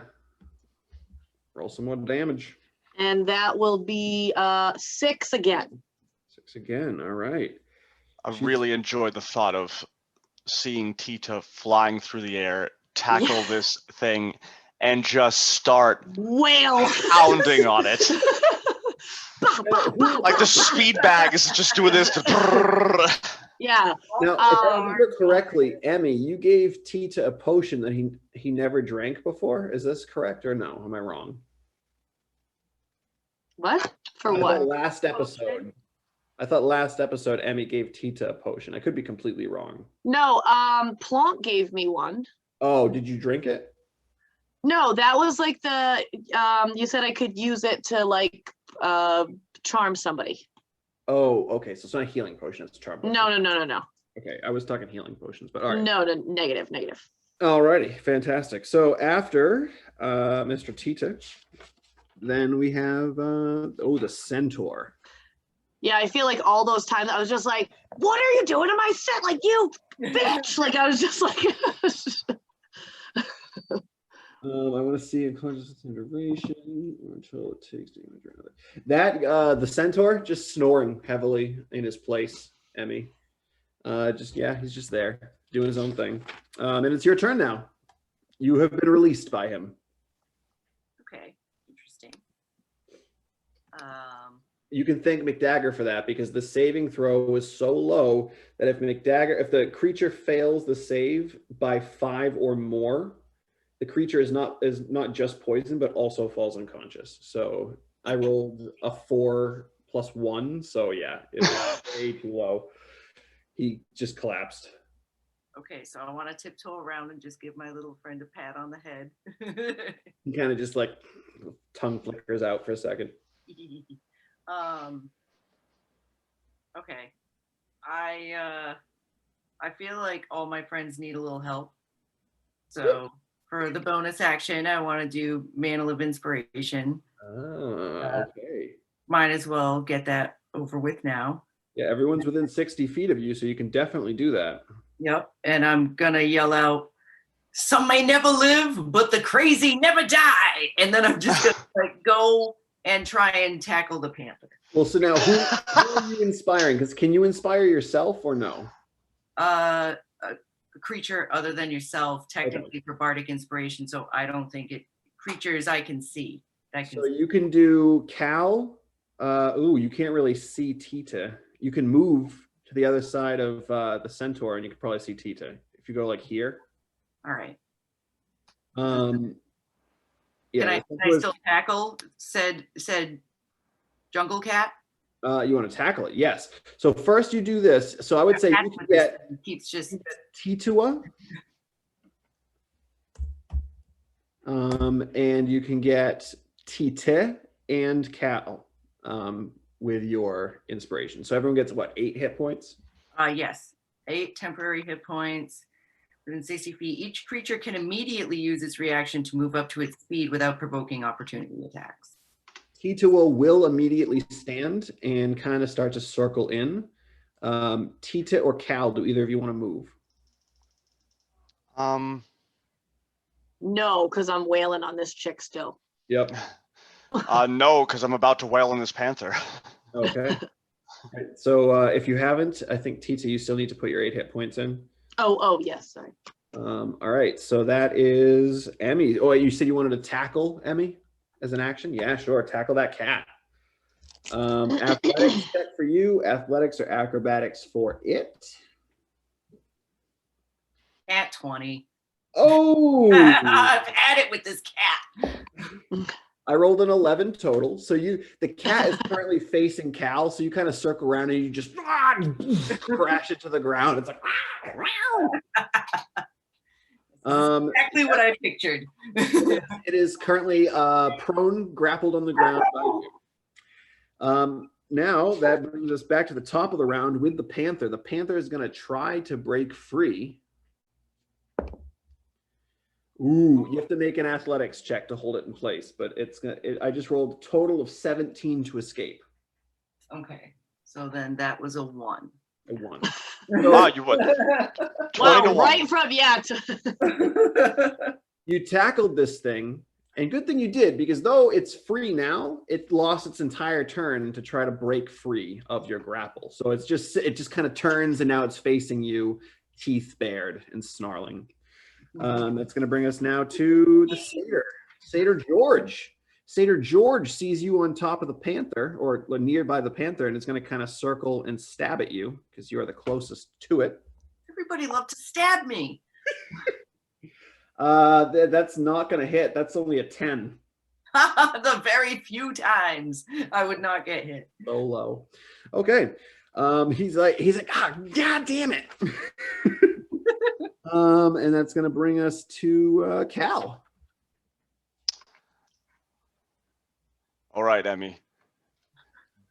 Time for the old bait and switch.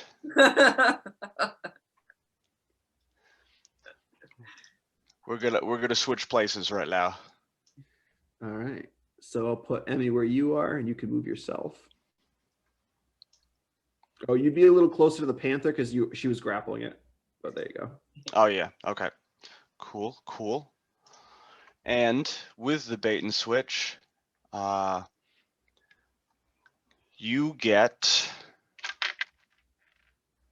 an additional 7 to your AC. Whoa! 8 AC. Yep.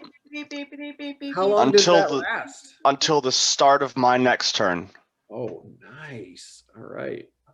Ti-Tih, I'm taking the bloodied effect off of you because I'm assuming you have higher than. It also does not provoke opportunity attacks. Just want to throw that out there.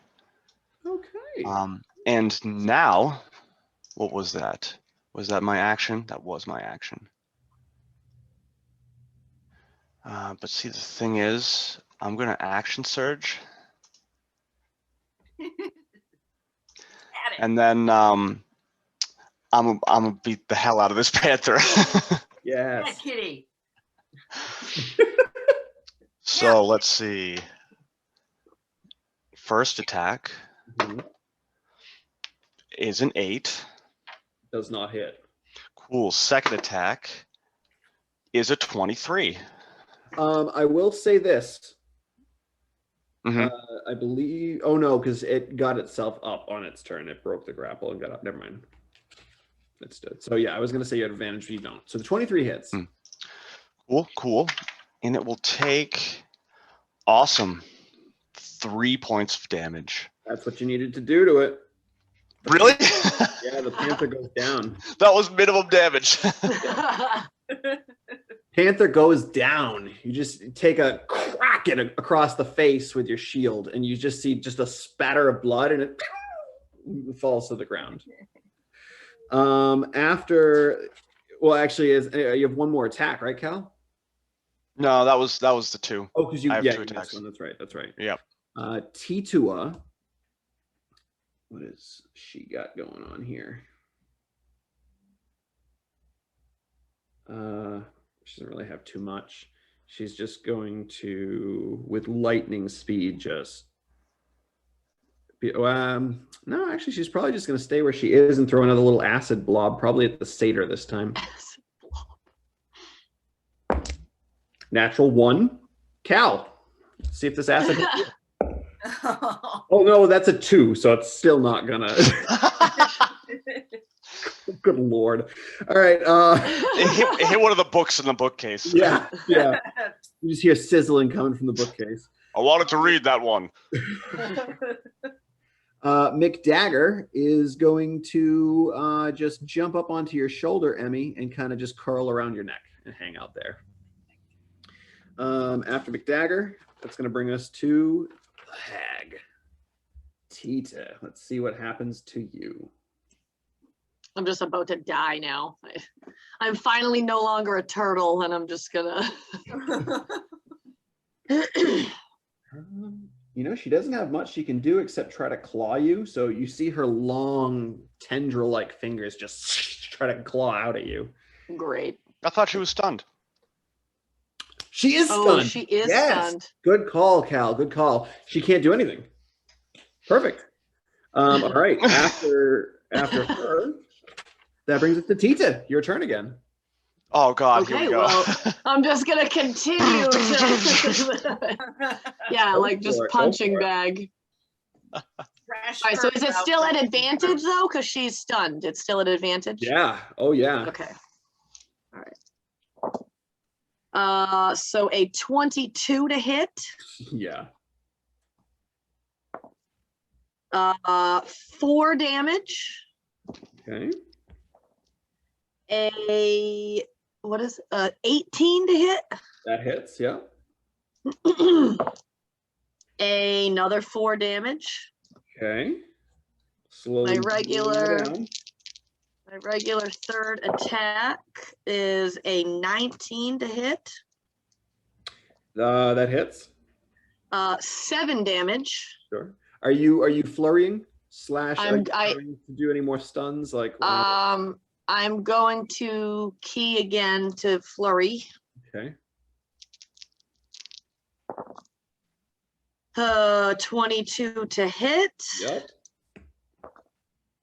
What? God, I can't even read that. 7 damage. Ooh, nice. Okay. My second one is a 19 to hit. Yeah. And another 7 damage. Okay. Should I she's already stunned? Like, should I? No, she's not stunned anymore. Well, I was just gonna say, can I stun her on like that last Yeah, you can hit try. if she's? You can try. All right. So what do I have to do? You don't She has do to roll a anything. save or whatever. 16 total. Yes, because it's a con save. It was a 13. Okay, so yeah, she succeeds. This time she is not stunned. Okay. But she looks hurt. She definitely looks hurt. Ti-Tih, Cal, you could see Ti-Tih as you finished off that panther and kind of whipped around. You see Ti-Tih just straddling over this hag, just one after another, just fist, bam, bam, bam into the face. All right, so Yeah, you thought you were pretty. What? Centaur is still unconscious. Emmy, your turn. Going pretty quick. Well, yeah, you killed half of the things, and there's only 3 of you guys. So Yeah, the dude's still unconscious. you got the little Eventually ride satyr. him, but You got the little satyr near you, and then the hag is around the corner, and the centaur's asleep or unconscious. so I'm not worried about anybody there. Like, how far can I get over this way? Whatever your movement is, Okay, I didn't measure it. So you can get pretty much to where Ti-Tih is. okay. Can I still reach to punch her, the hag? Yeah, if you you'd have to circle up like to the top of her, but yes. Okay. That was Ti-Tih. I gotcha. I Yeah. did punch. Circle around. So yeah, you can punch her. I want to get some hits in on this You lady. do have advantage. Yeah. You do She's have like, advantage what? because- Teach is having all the fun. I gotta get in there. Yeah.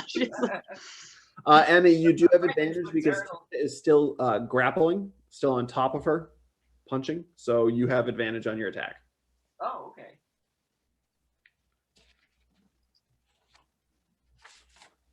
Good thing. Okay, so 18 to hit. 18 to hit. 18 to hit. That hits, yeah. Oh, and Sarah, when you hit before, and I said, "Oh, it's 1 plus the 2 plus your brass knuckles," I was wrong. It's a D4. If you remember, it's Yeah. D4 plus 2 plus the brass knuckles. So it's a D4 plus 3. Was that what you rolled? You rolled it? Yeah. Okay, cool. How I did it. I just want to make sure. So 5. 5 points of damage. All right. Yeah, this hag is, you can see her nose, which was very long and bulbous and kind of hooked, has now been just flattened to her face. Now she's got that Ti-Tih- Voldemort nose. Because Ti-Tih and Emmy just continue to pound on her. Is going. Oh, it's not even her turn. She couldn't do anything. Center Emmy. Back to the top. Panthers dead. Stator. Stator's right next to you, Cal. He's gonna try. He's like you can see he seems scared, but whatever control is over him is forcing him to continue his attack upon you. So that is a 17 to hit, Cal. Just That is unfortunately going to fail. All right, a couple perfect. under. Yeah. That's his turn. Cal, you're up. He's just gonna like get a little closer to the satyr and like, because his face isn't matching what he's doing. Clearly, he doesn't want to do this. Mm-hmm. I've been in many fights. You can tell when people don't want to fight. Yeah. So he's just staring at his face, confused as to why he's still like stabbing and just hitting my shields. And so just kind of look at him for a minute and then just go, And then just hit him twice with his, just like right in the face, bang, bang. It's like, let's see if this will wake him up. Yeah, go for it. Make 2 attack rolls. One is a 22, That hits. and that's gonna do 3 damage. Okay. And the other one is a 13 to hit. That does not. In fact. He went too far back with the first shot, and I didn't quite get it. Yep. All right. So Cal, anything else? Did you have any bonus actions? Do you want to move away, or are you good? No, I'm gonna just kind of like I hit him twice, and now I'm looking again. Like, did that do it? Yeah. Well, Ti-Tua's up next, and she has no visual on the hag now that Ti-Tua's on top of it, and Emmy's just blocking her. So she's going to try to circle up a little bit and then throw another little glob of acid at the satyr. That is... what is her bonus? Just hits. 3 points of acid damage. Okay. Satyr's looking rough, but he's still up. And so is the hag. But after Ti-Tua, that brings us to McDagger. McDagger is currently on your shoulder still. I did move him as such. Very good, very good. Hard to see, but he's there. He's just gonna, he's gonna kind of jump down onto the hag's chest and just try to bite into her throat. Let's see. I worry about my little tiny man. Oh, and he just hits too. All right. How much damage is that? A bite is a D4 plus 2. Wow, 5 points of damage. Oh, what a good little man. Good fall, McDagger. Good fall. Good fall. After McDagger, he's going to stay put because, you guys are winning, so he doesn't need to hide. After McDagger, it is the hag's turn. She is going to try to, let's see, wrestle arm free. Yes, she wrestles an arm free, and she's kind of like reaching up on top of the table that's next to her, and she grabs something. You guys see her pull down a potion and with her thumb flick the top off and drink it. And then that was her action, her bonus action. And then as her movement, she is going to lift up into the air. And if you're holding on to her, you're going with her, but she's flying. If Ti-Tih and Emmy can make strength checks to see if you can hold on to her as she lifts up into the air. McDagger is clinging to her chest. 16. 16. You still hold on. Emmy? Dirty 20. Dirty 20. Yeah, the I two don't of know you. why I would want to hold on to this, but You don't have to. You can choose to fail. But if you want to hold on to her, you can. But my little baby's on her. Yes, he on is. her, right? He So is. I need to. And then as an action, the witch will do something quite terrible. Wisdom saving throw. Ti-Tih, I need a wisdom saving throw, please.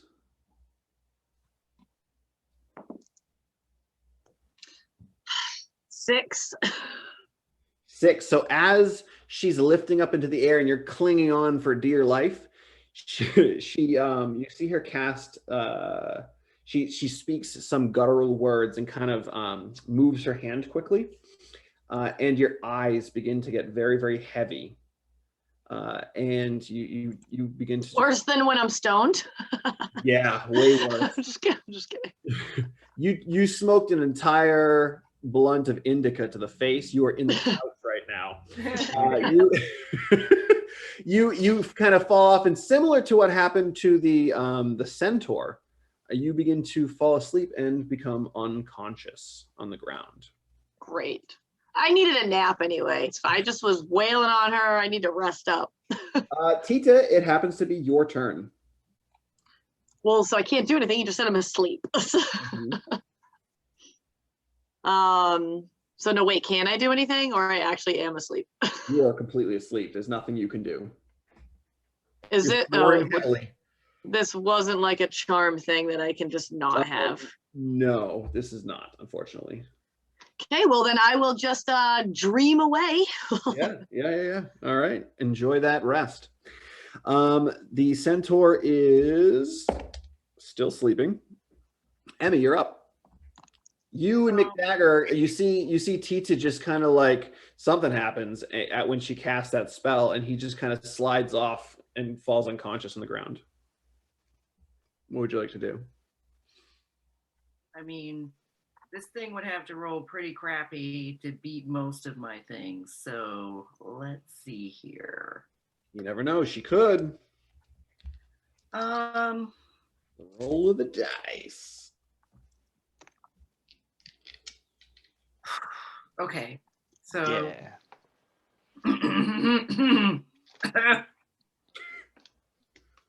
Oh wait, no, not that one. Wait for it. Okay, that is tough. Okay, I want to try and bestow curse upon this creature because it's based on touch. Which curse would you like to choose? I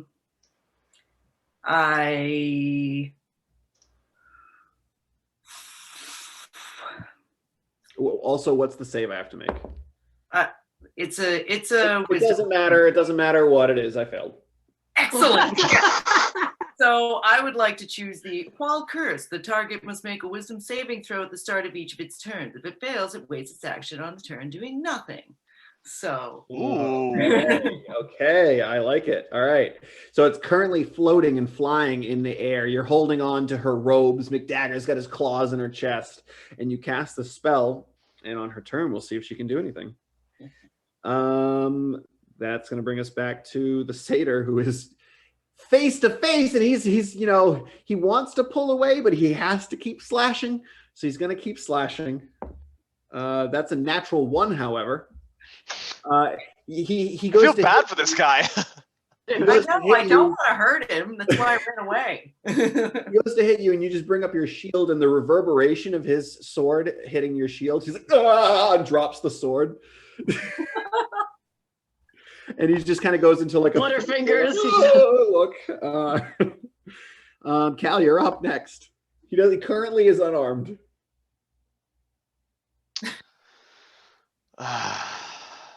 Not even worth it.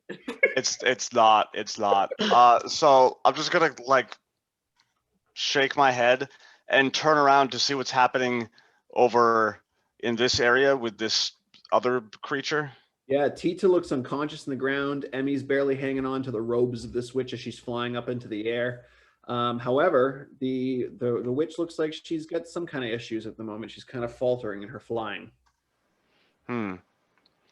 Exactly how high up is the witch? She is about, the ceiling is only about 12 feet. So she's kind of like up in the rafters, like maybe 10, 11 feet up in the air.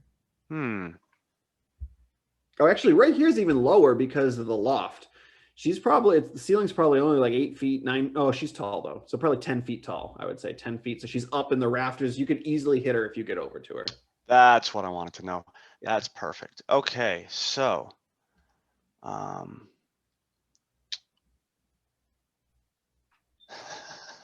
right. I don't know how that would work.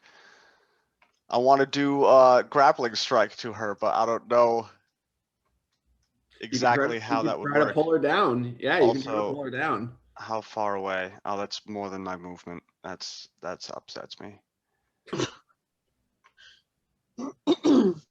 I guess I'll just like, can I get to where Ti-Tih is? No, I can't. I can get over here.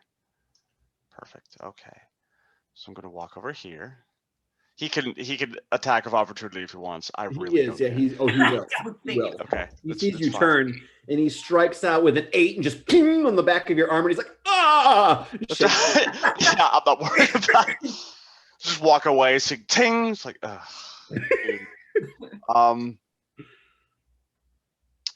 You could throw a shield. I was just thinking that. Yes. It's fuck. Here, I threw a book at you, so Yeah, That's true. Am I gonna throw it at Ti-Tih to wake him up, or am I gonna throw it at the hag? I want to throw it at the hag. That makes more sense. Yeah, because then if I fall off the hag, I might land on. Maybe if you nat 20, you'll hit the hag, and then it will fall and also hit me.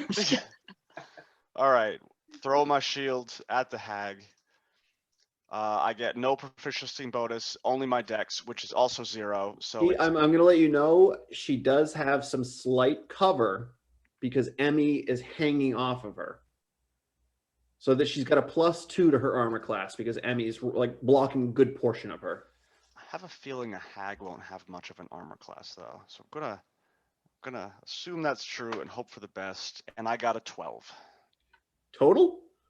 Well, I mean, Yeah, he has it's no just the bonus. roll. Why?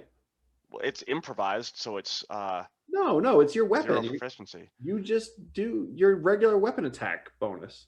Well, it wouldn't be strength. Yeah, well, sure it is. Okay, well then it's 17. 17? Okay. That is what you needed to hit her. Right in the back. Yeah, just like I said earlier, there's certain weapons that are strength-based ranged weapons. And I'll count this as one. This is what you do. Oh, this minimum damage rolls 3 damage. Yeah, it doesn't seem to do much. It hits her and kind of boom, bounces off, hits the ground. I'd say it's probably 5 feet from. It's probably close to your feet, maybe like a couple feet away from where you are. Kind of bounced back and hit the ground. Cool. All right, so she is in single digits. She's looking real bad. Blood is just dripping from all different parts of her. Right. After Cal, Ti-Tua is going to try to fling a final acid blob at this Stator guy who's just like he's looking around. He goes to try to pick up his sword, and as he goes to pick up the sword, the little blob of acid just right over his head. After Ti-Tua, McDagger is going to try to bite again. He's going to try to bite her again. Might as well. Cute little nibbler. Ooh, this time she kind of uses one of her long fingered hands to just kind of throw his head off to the side, and he kind of flaps up and he's no longer attached to her. But that after him, it's the hag's turn, and she is in extremely rough shape. What does she have?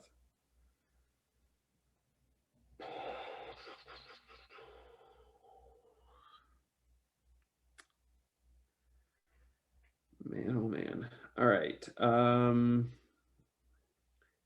Emmy, make a wisdom saving throw.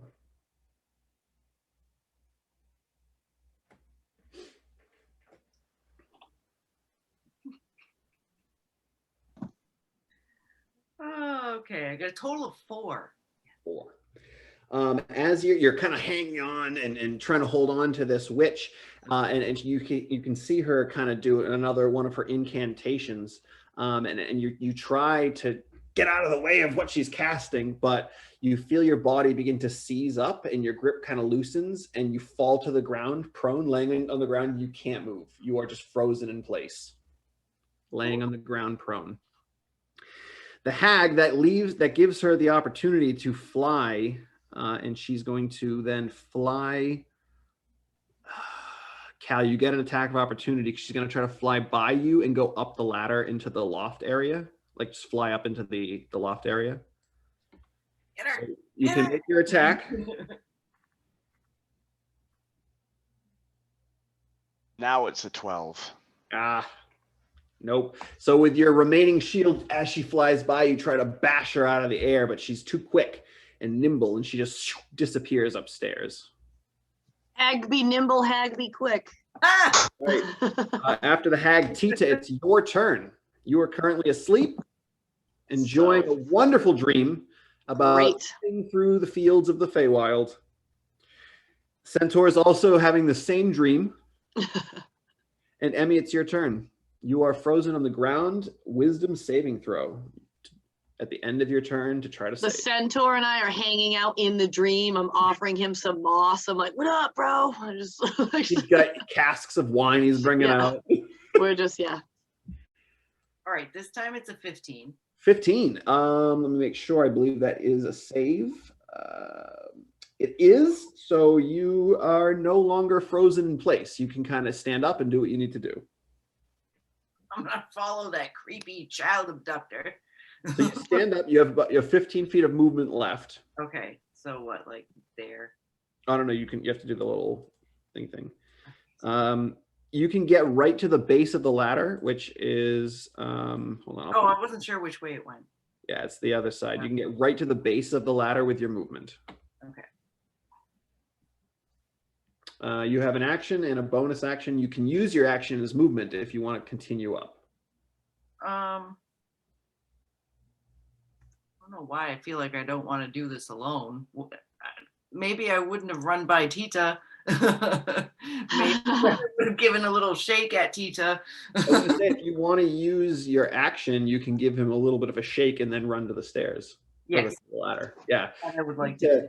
You're having this wonderful time with the centaur. You're enjoying some delicious wine. You're having a grand old time with your moss. And then all of a sudden you start to feel like a jostling and a shake. And you wake up, you see Emmy like shaking, like, what the fuck up? And then she just drops you and runs to the ladder. After Emmy, or do you have a bonus action you want to do, Emmy? All right. Are all my friends within? Let me see. They're all right around you. Yeah. Okay. So then I would at least like to do a bardic inspiration at them. Not to them. Now, I will say, you can do a regular bardic inspiration where you choose one and give them a D8, or you can do the one that you already did, but that would be kind of useless because the temporary hit points don't stack. Well, that's what I said before I did the Mantle of Inspiration. So this time I wanted to do the bardic inspiration so they can have. You just have to choose one of them though with the bardic inspiration. Oh, I can only do it to one of them. Yeah, the Mantle of Inspiration you can do 3. Yeah. Okay. I specifically want Tita to finish this fight. I think it's perfect. Yeah. So what do you say to him to give him that inspiration? Yeah, but what can she even do anything on the sleep? No, she just woke you up. Are you paying attention? Yeah. No, sorry. I'm sorry. And then I'm gonna kind of like. I don't know why I thought that wasn't me. I'm gonna kind of do like the Mortal Kombat theme song, and then I'm gonna go finish him, and then I'm gonna run up towards the stairs. Ti-Tih, you gain from that a D8 that you can roll to utilize with any D20 roll if you don't think it's going to be high enough. Oh, like roll it at the same time as. Correct. Okay. Well, you'd roll the D20 and then you'd see your result and be like, I don't think it's enough, and roll the. Yeah. No, I mean, like, I don't roll it now and wait. I roll it at the time. Correct. Okay. All right. So Emmy just went. That's going to bring us to the Stator. He's going to pick up his sword and he's going to charge toward Ti-Tua. Leave my sister alone! See, now he did the bad thing. Now I'm going to have to go put him down. Yeah, that's It's her. She does not go unconscious. She has very little hit points, but she's, thanks to Emmy's Mantle of Inspiration, she does not go unconscious. She has 2 hit points left. After the Stator, Cal, you're up. Cool. And would you look at that? He's within my movement. Would you look at that? Are you bonus action picking up your shield, or are you leaving it there? Oh yeah, I will absolutely do that. So I can hit him with both shields. And then walk up, and then wait a minute. Am I doing that? Yes, I am, because I can walk up and then do goading attack. There you go. Which is my last maneuver. And we will roll. And that's a 23 to hit.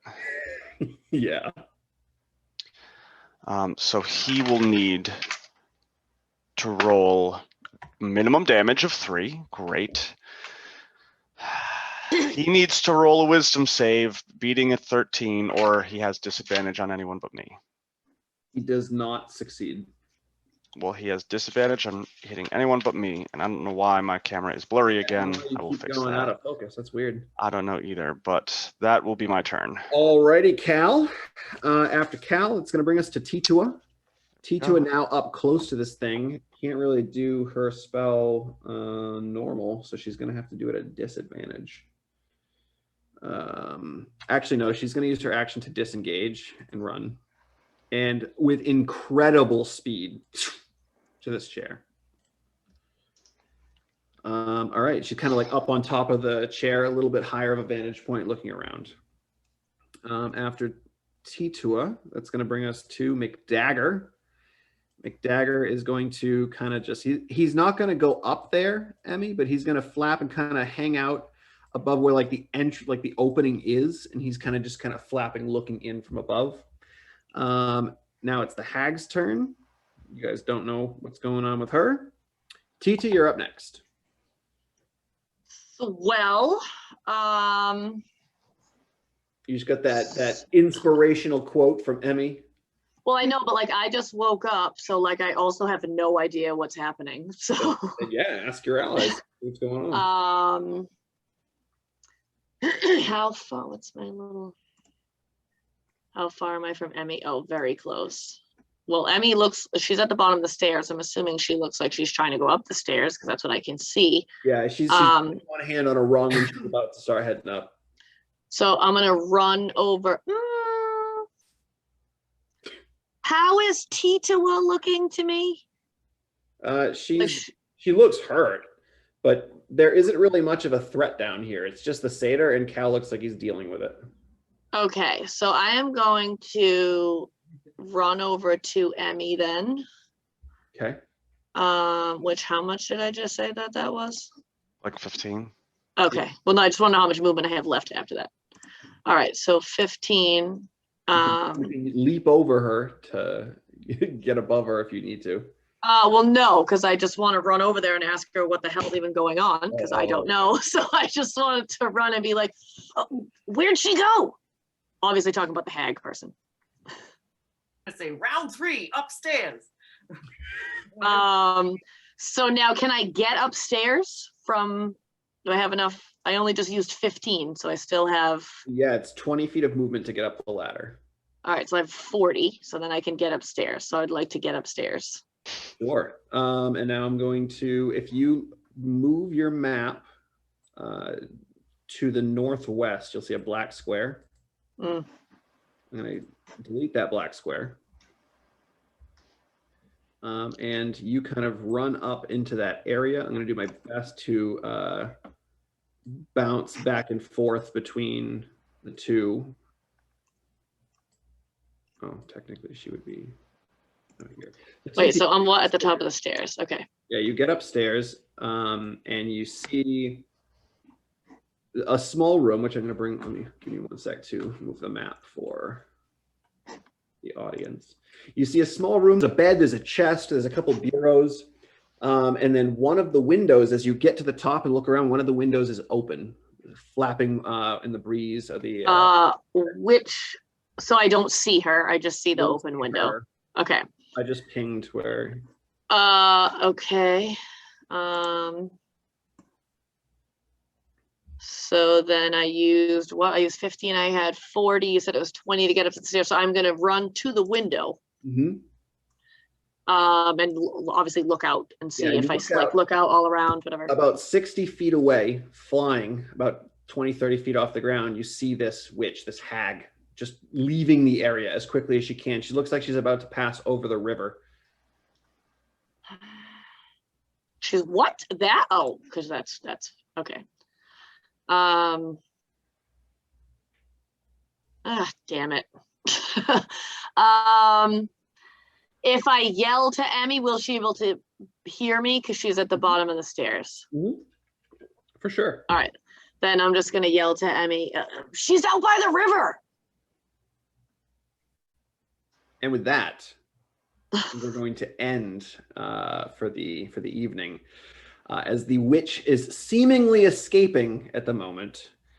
Yeah. She's getting away. She's getting away. Ti-Tua is alive. She's just much older than you remember her. Cool. And the witch is getting away.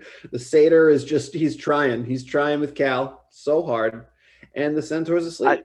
He would have been fine if he didn't go back and hurt the people. Just True. People. Should have been hurting Ti-Tua. But yeah, we will we'll pick up on this, finish off this combat and wrap up this little Fey Forest encounter next time. Yeah, we'll see you next Monday. Sweet.